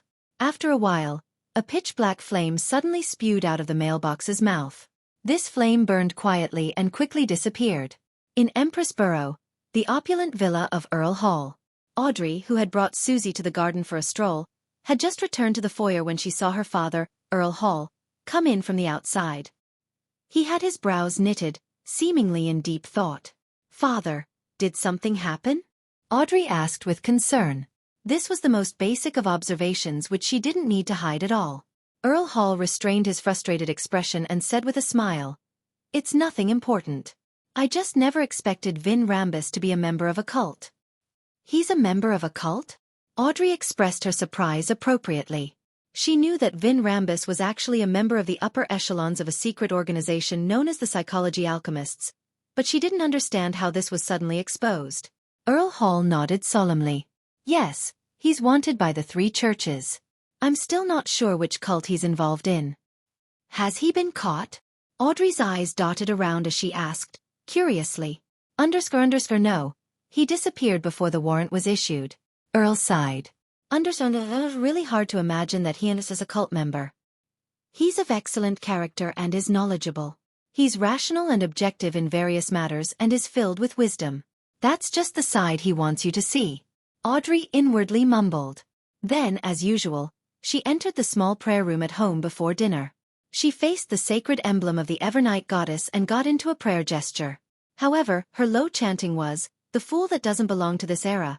After chanting the honorific name, Audrey succinctly reported, "Vin Rambus has gone missing. He has been identified as a cultist and is wanted by all 3 churches." With that said, Audrey was about to solemnly pray to the goddess when a boundless gray fog appeared before her. In the middle of the grayish-white fog, a blurry figure sat on the chair, looking down from above and gently nodded. "I'm aware." Just as this secret existence said that, the scene before Audrey's eyes changed suddenly. It presented a figure who was concentrating on praying. "Honorable Mr. Fool, the Church of Evernight has obtained intelligence from Kona's Kilgore, and confirmed that King George III hides an extremely huge secret. For the obtaining of a Blood Emperor ruins in the Stirlwind segment of the Tussock River, he colluded with the Demonist sect and Psychology Alchemists to partake in human trafficking, creating the human disappearance cases that ultimately led to the Great Smog of Backlund. The Demonis sex former representative was Despair Nightingale Panatia and was later changed to Saintess of White Katerina. For the psychology alchemists, it's Vin Rambus. Please remind Miss Justice to be careful when she meets Vin Rambus again. She needs to be constantly prepared to seek help. His Majesty. Audrey's eyes widened as upheavals went through her heart. She found it difficult to control herself. This was partly due to the fact that this news was shocking for a noble like her. In addition, it had to do with lie which magnified her emotions. Almost at the same time, a news report flashed in Audrey's mind. It was one that had left an unerasable impression on her. According to preliminary estimates, a total of over 21,000 people died in the smog, and the subsequent plague took the lives of close to 40,000 people. Among the deceased were young children, healthy young men, and women. So that's how it is. What is the king plotting? The three churches likely don't have any actual evidence. Otherwise, Father wouldn't only be frustrated to this degree. Audrey felt an inexplicable sense of anger and sadness. It felt like particular principles she had upheld in the past had been ruthlessly trampled, or that values that had stood up to time were silently crumbling. She subconsciously lowered her head and closed her eyes. Then she exhaled and whispered, "Thank you, Mr. Fool. Please convey my gratitude to Mr. World." After her prayer, Audrey sat in the tranquil darkness and didn't move for a long time.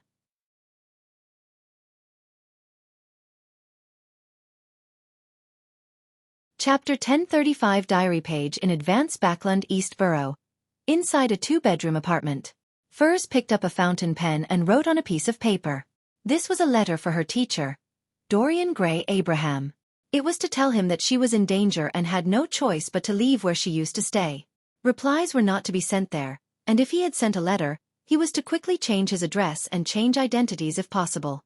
After writing plenty of words, Furs put down her pen, folded the letter, stuffed it into an envelope, and adhered a stamp on it.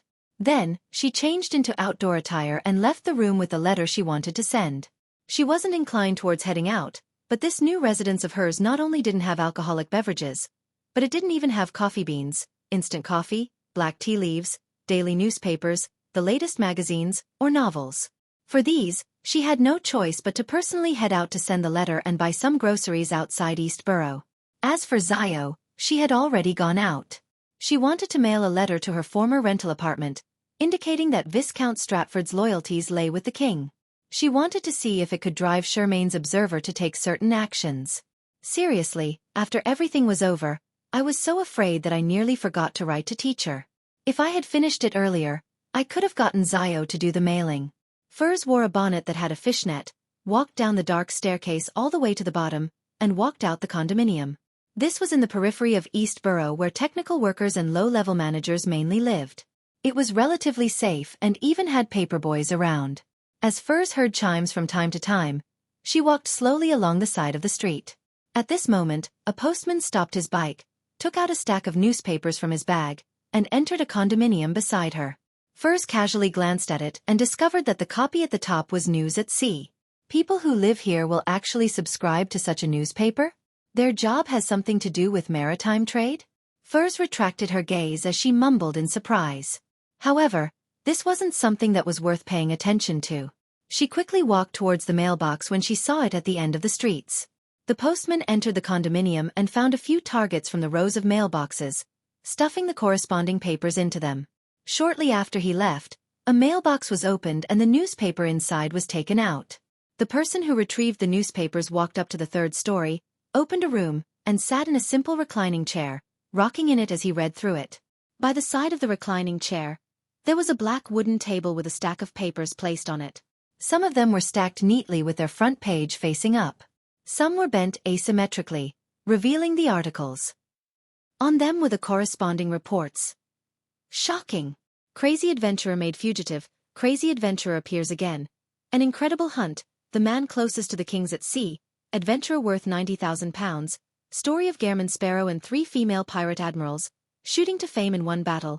Gairman Sparrow attempts assassination attempt on Vice Admiral Ailment at night. Shortly after Furs finished her purchases and returned to her rental apartment, Zio had finished her trip and returned. The reason for their timely return was because it was Monday and it was almost 3 in the afternoon. Gong, gong, gong. The nearby cathedral's bells resonated as a crimson-red beam of light surged at Furs and Zio at the same moment. Inside the majestic palace, by the sides of the ancient mottled table, figures appeared simultaneously, taking corporeal form. Like always, Justice Audrey stood up first, faced the seat of honor of the long bronze table, curtsied and said, "Good afternoon, Mr. Fool." Miss Justice seems rather down. From the looks of it, the news last night is still affecting her. The Fool Klein nodded indiscernibly and acknowledged the Tarot Club members' greetings. At this moment, Audrey, who wasn't in a good mood, noticed with her sharp observational skills that there was a bronze cross beside Mr. Fool's right hand. Where did this cross come from? To be placed on the table by Mr. Fool, it's an item that's at least the level of a card of blasphemy. Who does it originate from? What use does it have? Questions flew through Audrey's mind, making her feel an irresistible sense of curiosity. This was the first time Mr. Fool was placing something in front of him that wasn't a card of blasphemy.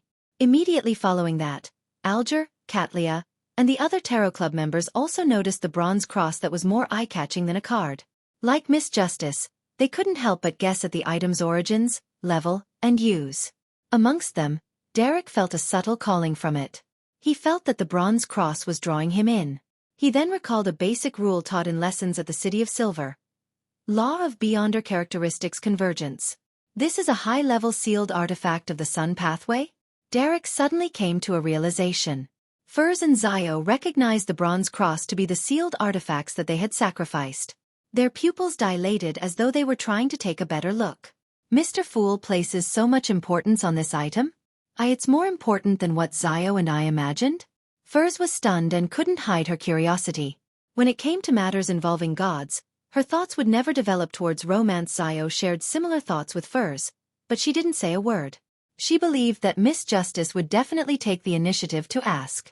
Just as Audrey was deliberating about raising her hand, Katlia closed her eyes, turned her body, and faced the seat of honor.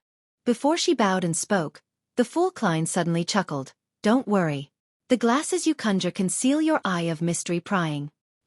He knew very well that Mam Hermit had already become a demigod by obtaining godhood, turning into a mysticologist. This was partly because Katlia had prayed to the Fool before she held the ritual and consumed the potion, hoping to advance under his watch. This way, even if she ultimately failed, she could be blessed and not lose control or go mad.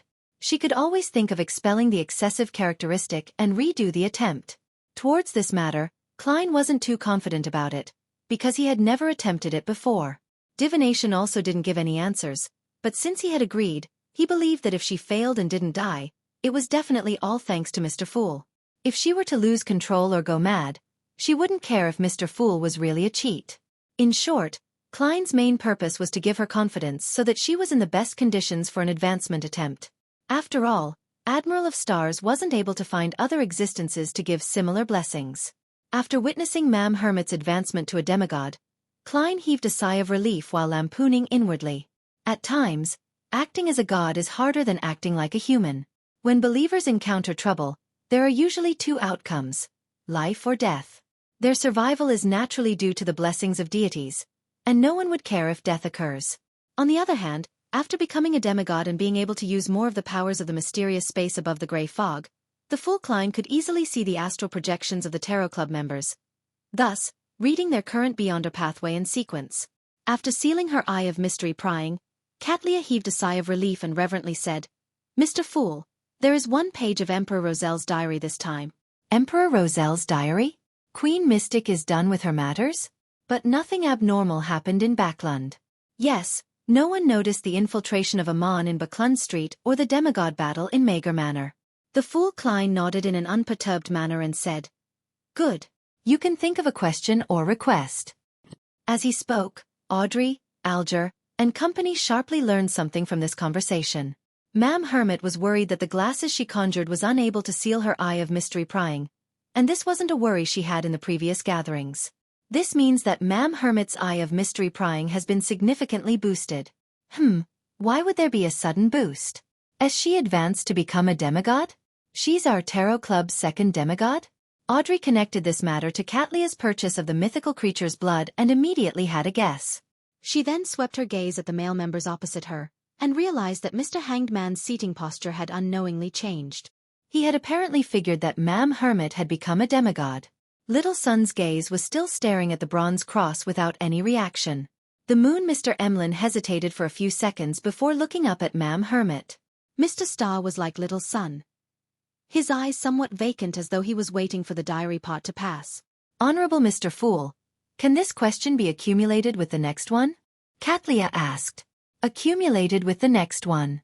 Queen Mystic still doesn't want to have her mood affected? Then why would she suddenly provide a diary page? Has she foreseen something? To maintain his image as the fool, he didn't ask why and nodded gently. Sure. Cattleya didn't speak further as she conjured that diary page, only to see it flash into Mr. Fool's hands. Klein scanned it seemingly casually, taking in most of the information. July 19th. Night of the Blood Moon. Mr. Door's answer allowed me to confirm one thing. In that ancient secret organization, the second blasphemy slate I saw wasn't complete.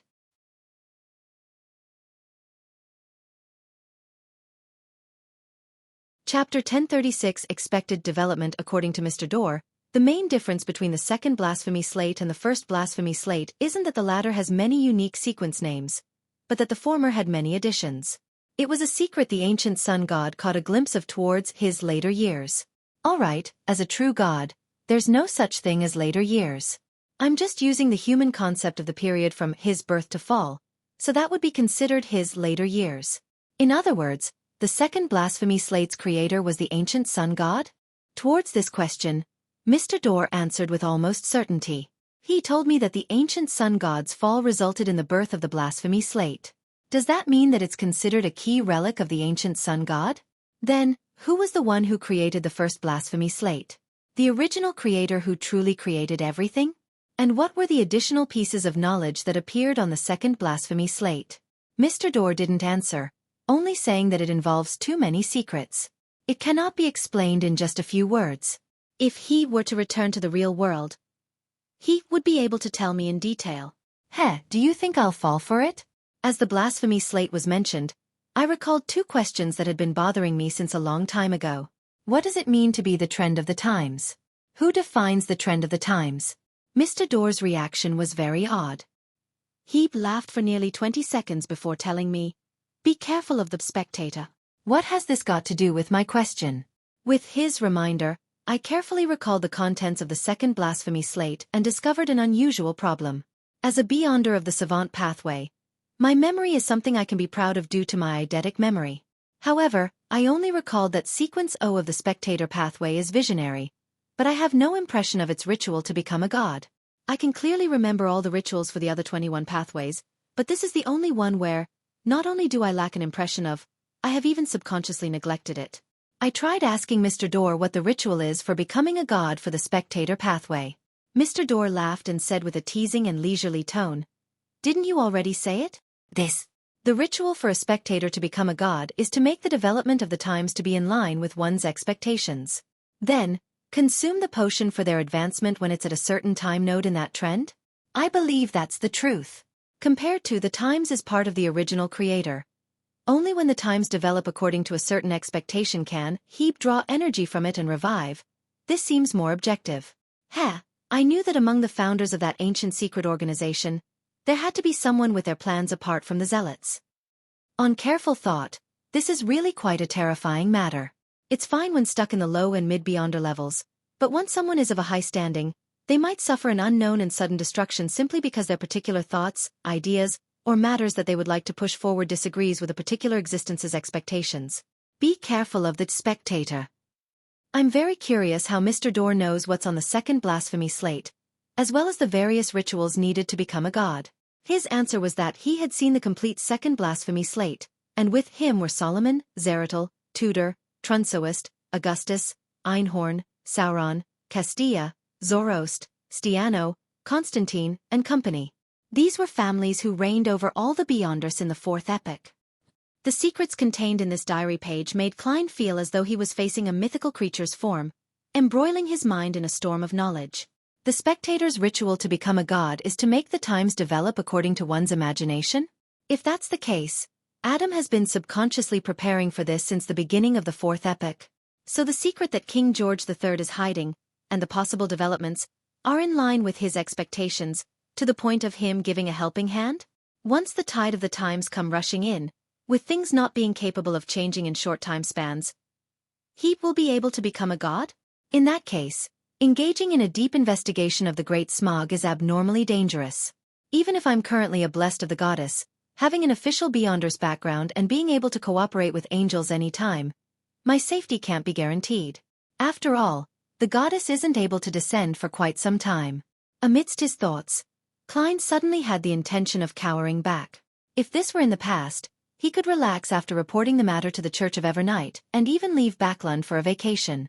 But now, as a blessed of the goddess, he had already promised to seek out Vin Rambus and Saintess of White Katarina, making it very difficult for him to escape. It was truly a case of you win some, you lose some. Furthermore, Klein didn't know how Adam wished for the times to develop. If a great smog of Backlund happened again, he really had no way of extricating himself. There were people he cared about, and he yearned for peace. At the very least, I have to know what the king's secret is before deciding what to do. On the second blasphemy slate, apart from the Beyonder Pathways and Sequence Potion, what are the secrets it has? Klein retracted his gaze and made Roselle's diary page vanish. Then, he looked around with a calm expression and said with a smile, "You may begin." At this moment, Audrey didn't hide her curiosity. She raised her hand slightly and asked, "Honorable Mr. Fool, is there any special meaning to the cross beside your hand?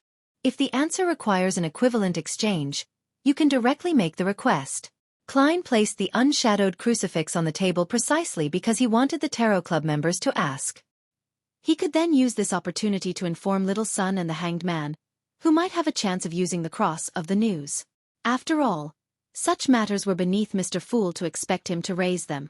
Therefore, he smiled at Miss Justice. "This question is nothing. It's something left behind by the sun god of ancient times." Sun god of ancient times. Ancient sun god? The creator that the City of Silver believes in? This cross actually has such origins? A captain of the Royal Guards who's just a sequence 5 or 6 actually had a relic of the ancient sun god on him. Isn't that too much a coincidence? Furs couldn't believe her ears when she heard Mr. Fool's answer. At this moment, the Fool Klein mentioned in passing, its level isn't too high, corresponding to an unshadowed. Its greatest use is to eliminate the mental corruption of Beyonder characteristics and help people who have consumed excessive potions to expel the excess characteristics. It will allow those who do not wish to remain in the mysterious world to return to normalcy. This power is rather fascinating. It's no wonder Mr. World once asked me if given a chance, will I be willing to completely leave the mysterious world? Audrey felt that her curiosity was satisfied. Strange. It really is an item that makes me uncomfortable.